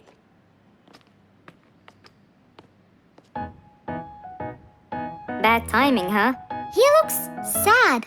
I know, but the cake is still here. Oh, stop it. We have to help him feel better. It's his special day. A little bite won't hurt. Oh, sure, the cake won't hurt. But what about my fist? Fine, fine. What do you have in mind? Let's go. Where to? I know someone who can help. Mr. Fox? Duh. In an attempt to help their friend, Poppy and Fluffs went to Mr. Fox. Only he would know what to do.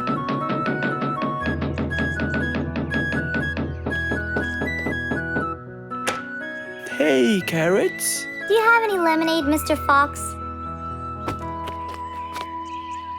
I stopped apologizing for his behavior long ago. You know, Fluffs, he's just Fluffs. It's okay. Come in. Are you sure it's all right? Positive. It's always the right time. It's Rue's birthday, and he's pouting.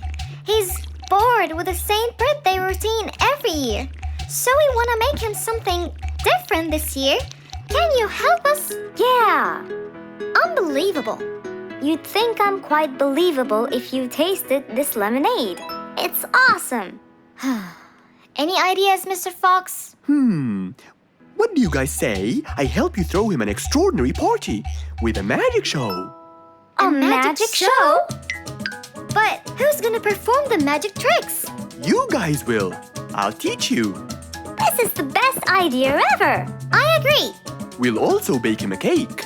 But he says cakes are boring. I can assure you, this one he will like. Sounds like the perfect plan. All right, first, let's bake the cake. It wasn't a very easy task, but all three of them worked hard to make this the best day ever.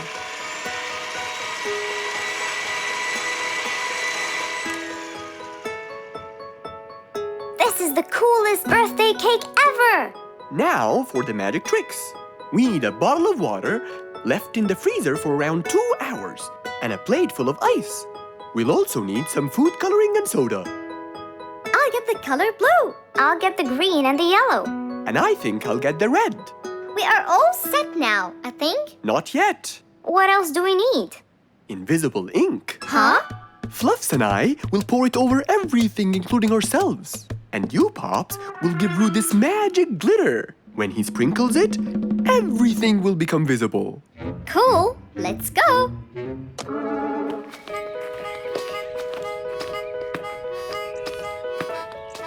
Let us pour the invisible ink now.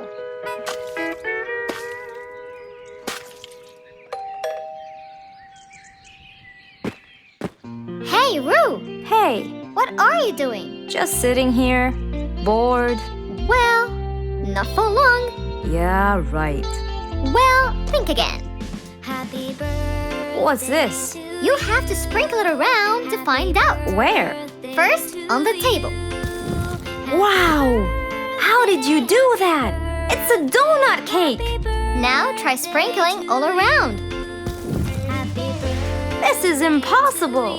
It's the coolest thing ever! It's not over yet.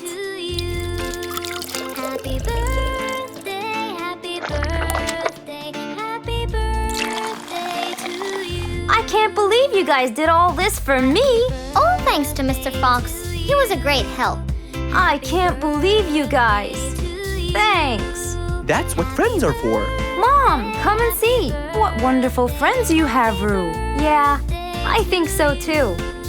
Because of his friends, Roo's birthday was extra nice. One celebration was not enough, so they celebrated twice.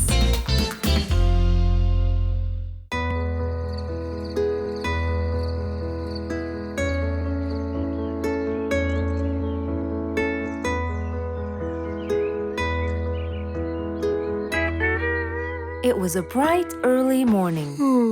Mr. Fox woke up and went to wash his face.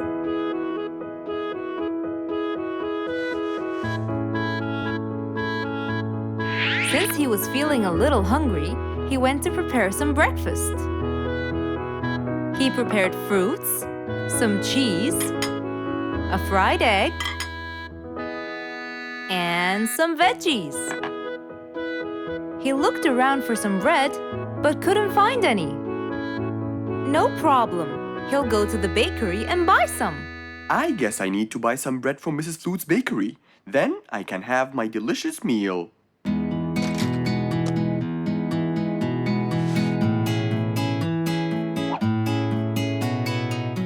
I'm very hungry. I'm sure glad the bakery is close by. I won't be needing my car.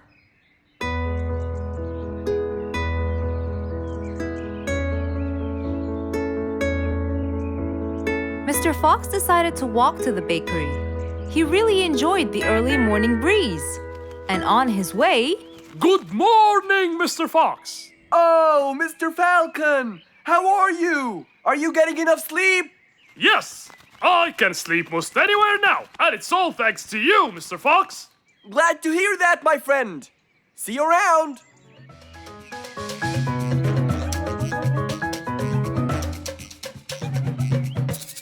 when Mr. Fox finally reached Mrs. Flute's bakery, he found a long line of customers. He got in line and patiently waited his turn.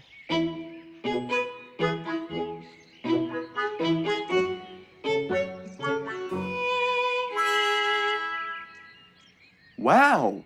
Looks like everyone wants bread. Slowly, the line was moving up, and Mr. Fox got closer and closer till he finally reached the counter, where a very tired Mrs. Flutes was waiting. He was her last customer. Hello, Mr. Fox. Here you go. Hello, Mrs. Flutes. You look really tired.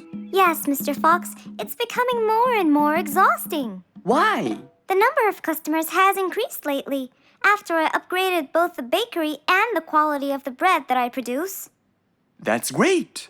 I know it's great, Mr. Fox, but the thing is, the rate of bread production is really low. Well, compared to the number of customers, that is. But why is the rate of production low? Well, Mr. Fox, Grinding the wheat takes loads of time and effort. Sometimes it takes over a day or so. That's basically why everything else gets delayed. What should we do to solve this problem? Okay, Mrs. Flutes, I will head home now and eat my breakfast and try to think of a solution. And I'd like you to pass by my house tonight. I'm sure I'd figure something out by then. Really, Mr. Fox? I can't wait to hear your solution. I'll come by your house as soon as I get off work. Okay, see you later, Miss Flutes. See you later, Mr. Fox.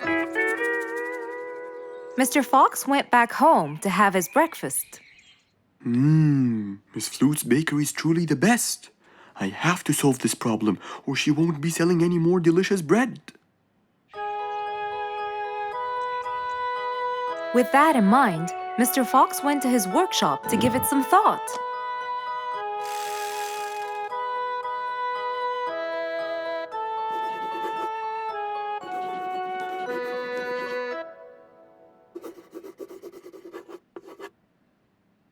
Finally, he had a great idea.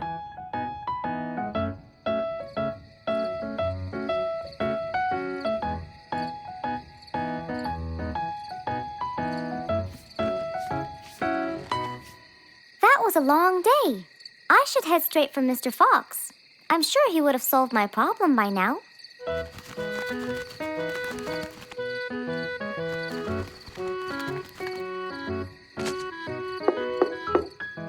That must be Miss Flutes. Hello, Miss Flutes. Come inside. Hello. Were you able to find a solution to my problem, Mr. Fox? Well, why don't you try this new invention?